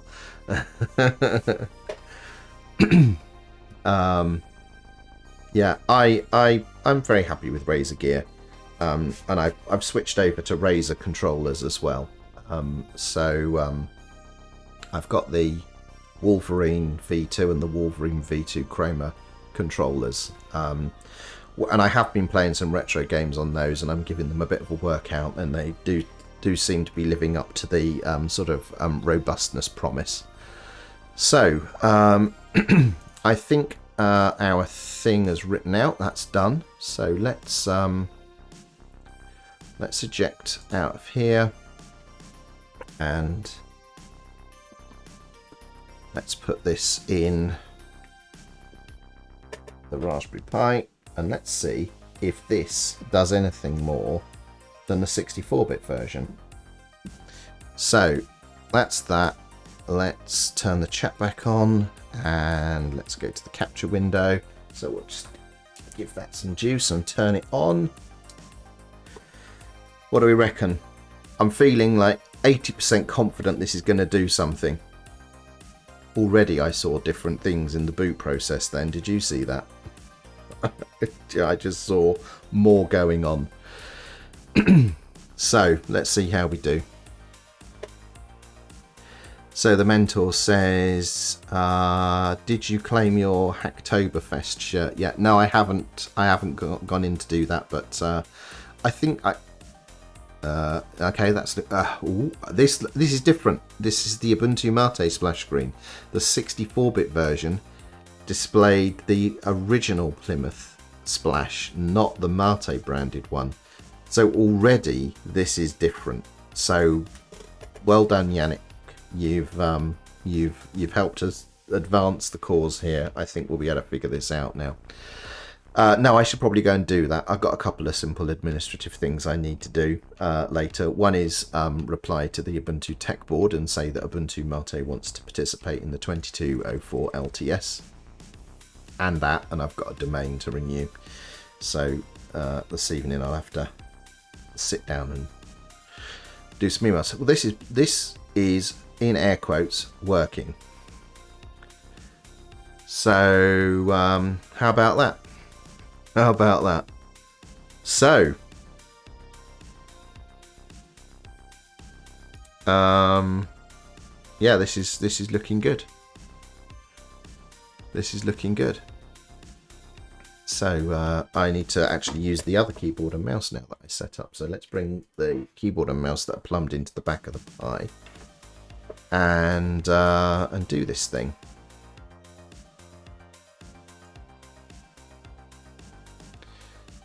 Move that one off the screen there. So what we're looking at now is a Raspberry Pi plugged into an HDMI capture card, and this is a UK layout keyboard, this one. So I noticed this on the Ubuntu 2110 image, that I don't know if it's this mouse, but it's very stuttery. Maybe I need to change the DPI. I'll look at that later.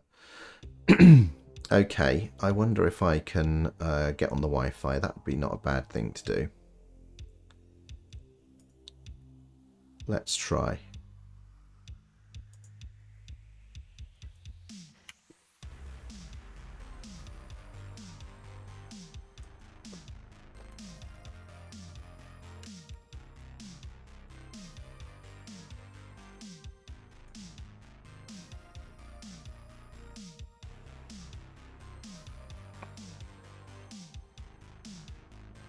And there we go, connection established. Right, okay, well that's good. That's quite a good test to do, because actually there's a bit of fiddling around you have to do with stuff to get the Wi-Fi working. So whatever that was that I did in the past, let's call it that. Whoa, goodness, I've managed to hit the caps lock key. There we go. Test. My password is test, by the way. Okay, that's interesting as well. So the Active Directory stuff has flagged up because we're on the network, so that's all good. So let's see how this goes. This can be painfully... Hang on a minute. That's the hirsute hippo. Did I build the 2104 image and not the 2110 image? Hang on a minute. What have I done here? Let's move back over here.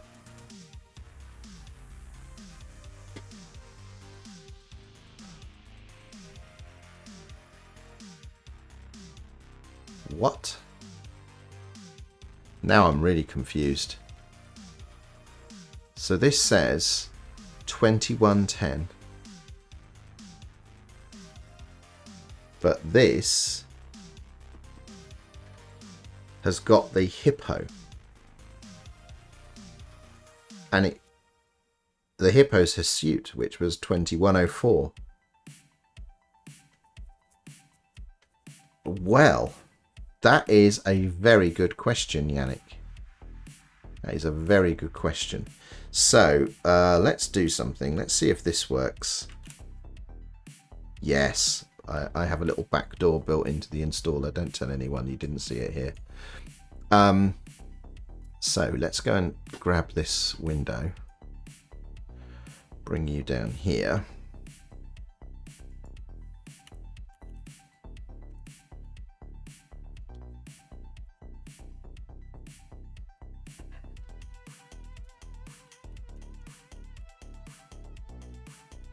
No, it is 2110. But for some reason, the artwork for the ARM build hasn't been updated. Well, that is deeply curious.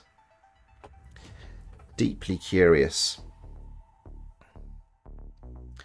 I wonder if something in the 2110 archive is broken for the ARM builds, and that's causing, because I changed the artwork quite late in the release cycle for 2110, but it should be there, it should be in the archive. So this hints that maybe something's not up to date in the archive for ARM. Well, you say our installer is broken and nobody noticed it. These images are not produced, you know, by the canonical infrastructure. So it's the first time, you know, we've produced an installer and tested it. So, you know, it's not that it's broken. It's not an official release architecture out of the, you know, the system. So, well, it's curious, isn't it? So it's possible that there's some broken packages, and that's what's causing the 64-bit version to not get installed at all. So I have a band-aid. So whilst this is running, because this does take a little while, let's try something. I tell you what, let's not try this now. I will save that for another stream. But I've got an idea about how we could maybe shore this up, which will be interesting. So yeah, we'll give that a go. You've installed it 4 times, and you get the hippo as well, right?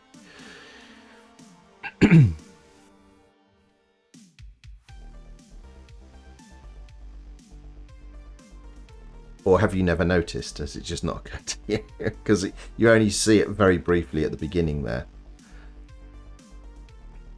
But to me it stands out because I didn't quite get the colour matching on the artwork right for that release. So you get this slightly more vibrant green for the hippo version, and it should be this more, you know, Chelsea cucumber green. Okay, well, that's interesting for sure.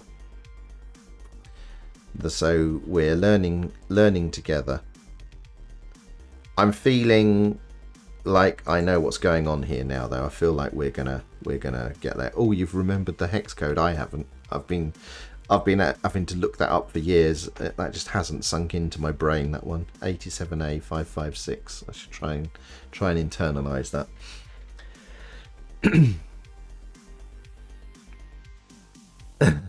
Have it on your t-shirt. Brilliant. Yeah, we need to probably do some of that sort of stuff for fun. Right then, this is still going. Let's see if we can go and see what it's up to. So we can do this. When it says configuring keyboard, it sits here forever. I think it's actually doing things like rebuilding the dictionaries and time. Oh, that's it. You never actually see the output, do you? So we could also do this keyboard. See what it's up to.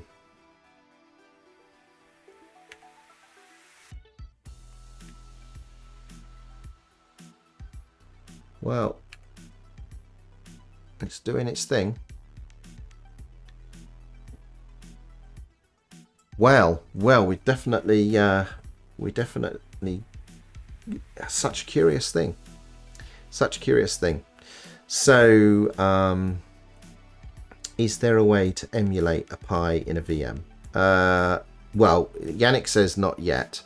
Not one that we've made simple to use, but yes, you can use QEMU to do it for sure. If you Google around, run a Raspberry Pi image in a QEMU VM, you'll find answers. At some point, we'll build that into QuickEMU, but we haven't done it yet. Yeah, as Yannick says, you can tweak stuff together. It's slow though, it's not fast. It's not too bad, but the emulation for PowerPC was painful, really painful to do.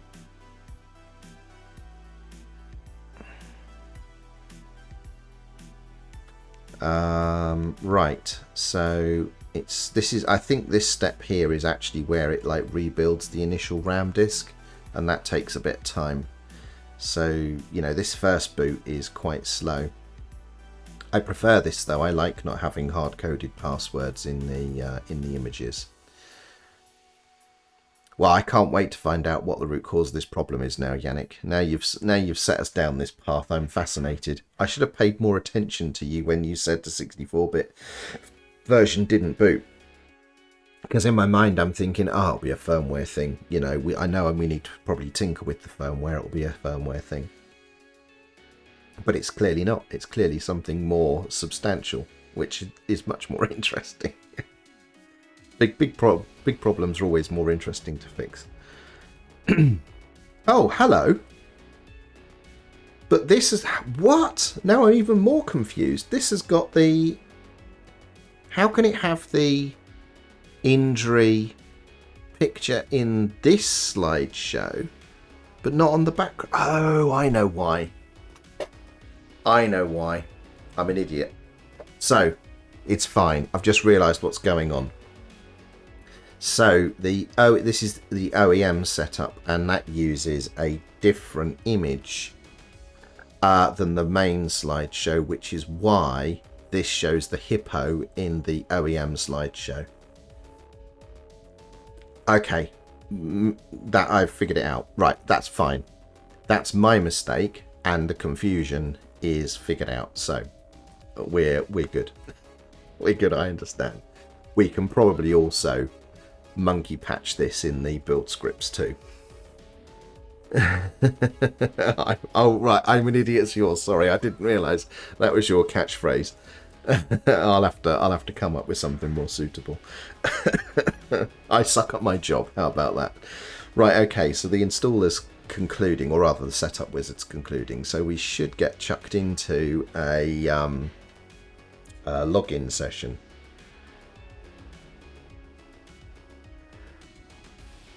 Okay, so it's removing everything. At this point, it's basically removing the installer because, you know, we are installed. So it does the cleanup. And come on.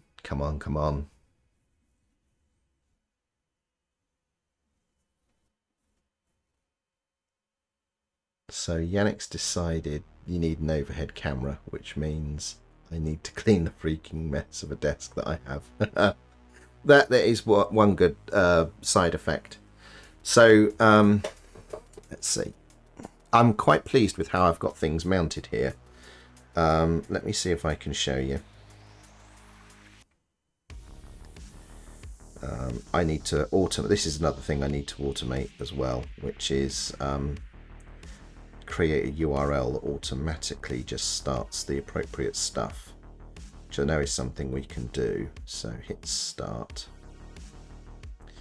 Right then, so if I do that and then switch over here. So whilst this is finishing up, let's just move to this view. So this is how I have the overhead camera mounted. So there's my actual camera, what I'm talking to you with most of the time. And then here is the fixed arm. So this is solid. And these are Elgato flex arms. So these have all got joints and you get different sized ones so you can articulate them.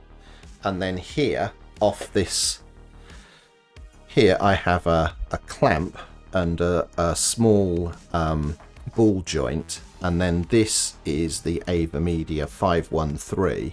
And then I use its, bracket, which, can pivot in order to have it pointing down neatly at the desk. So when I go here, you can just see, because this has got like 170 degree wide field of view. So yeah, I'm very happy with how I have that all mounted. So that's mounted on the boom, on the neck of the boom for the microphone. So that's how I have that all set up.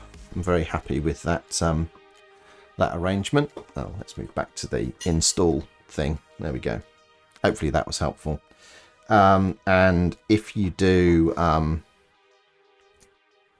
this in chat, he says as he looks around for a mouse, if you do bang kit in the chat, it will give you a link where I've documented the equipment that I use. And yesterday somebody asked about a book that I'd suggested in the past.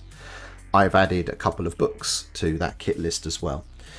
So you can find, those bits and pieces that I use to mount all of that stuff up and what I'm using. And the mentor is asking, how did I connect my phone to OBS? I used Video Ninja to do that. Right, so the setup the setup wizard has concluded, and if we're lucky, we should get the there it is. Superb. So let's log in.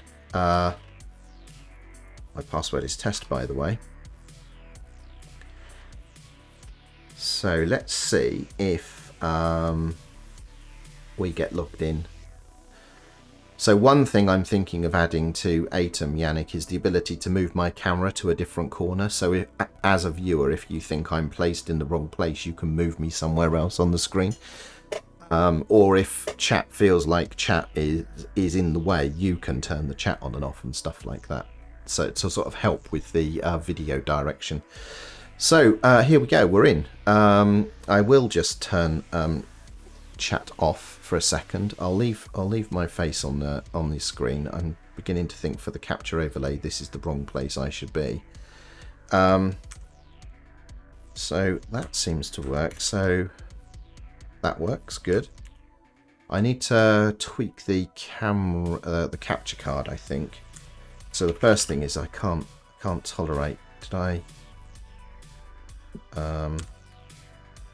Appearance. Let's do that.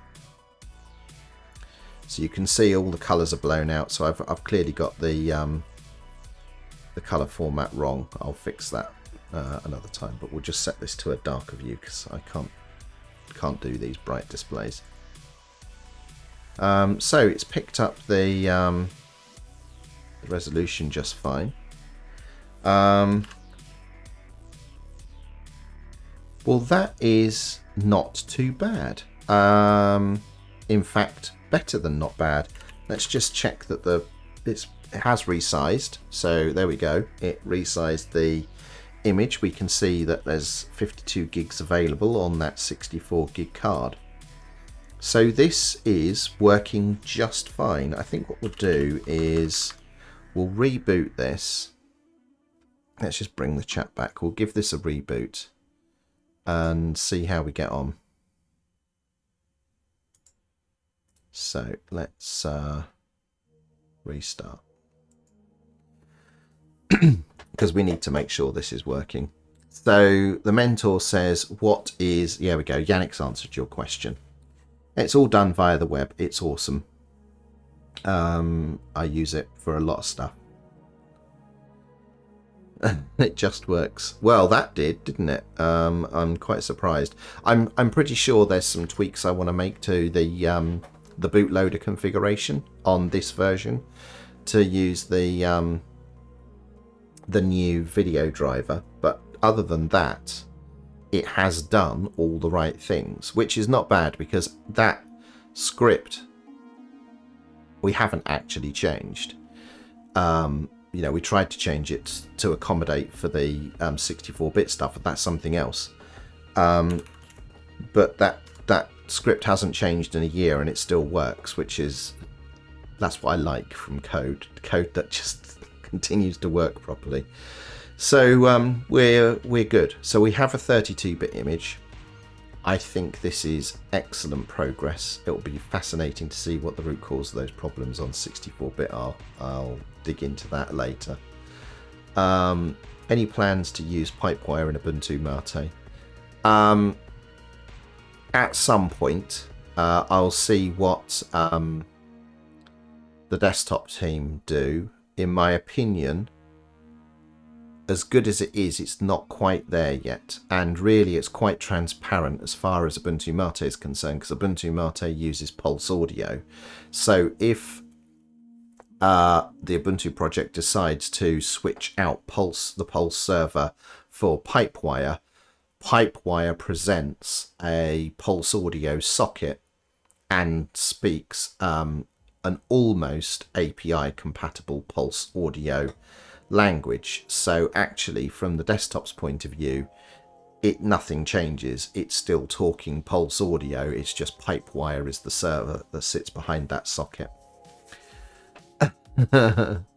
Right, okay. So welcome QBlocks to the stream. I'll explain very briefly what I was doing.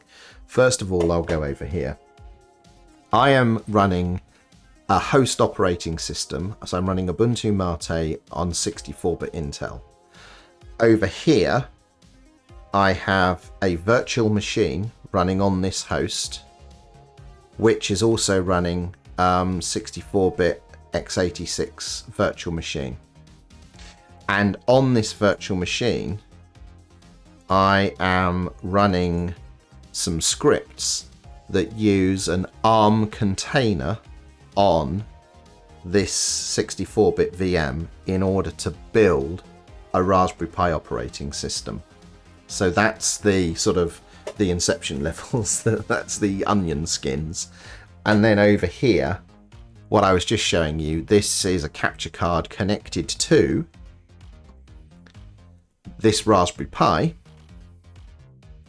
So this Raspberry Pi is what you can see on this screen here, and this Raspberry Pi is booted off the image we just made in that container running in that VM. Does that... I realise it's a little bit odd. The reason we were doing that was to work around some problems we encountered the other day by using a different version of Ubuntu as the build machine. Is basically how we ended up with this kind of crazy setup. Thank you, Dan. In fact, if you think it looks tidy now, this is actually very untidy. I shall make it much tidier. You know, I shall pack away the cables and everything later. But it's, you know, it's a reflection of my ordered mind. So there we go. Welcome to the stream. So, wow, I don't know how to pronounce that name, but you're asking, so which part of the setup is it that you make lip sync not work? Yeah, we're curious. It seems to be fine for some and not others. We need to debug that. That started happening yesterday, so we'll figure that out. Thanks, QBlocks. I'm glad that answered your question. Right, well, I think... Oops, no, that's the wrong scene. Let's try this. So I think that will do it. We'll go and find someone to raid. And whilst I'm doing that, I'll just think about what the next steps are going to be. So the next steps are going to be... I need to put this keyboard to one side because that's the Raspberry Pi keyboard. We need to figure out why the 64-bit version of the image is so fantastically broken, as in it appears to be missing half the stuff. Oh, right, okay, there's somebody it's always fun to go and go and look at. Let's just do this. I found there's someone I know streaming, so let's go over here. Open that in a new tab. Turn that off. Stop. Pause. Okay, right then. We'll get a raid going. Those of you that are OBS nerds like me, you're going to love this if you've not seen this channel before. We're going to go and give Nutty a raid. So yeah, we'll have to debug the 64-bit stuff, and on sometime over the weekend, at the latest Monday, we'll conclude this and start getting images that we can get over to the downloads page on the Ubuntu MATE project. So thanks for coming, everyone. I look forward to chatting to you again soon. I'm definitely going to be streaming over the weekend and definitely streaming Monday morning. So see you then, if not sooner. Bye for now.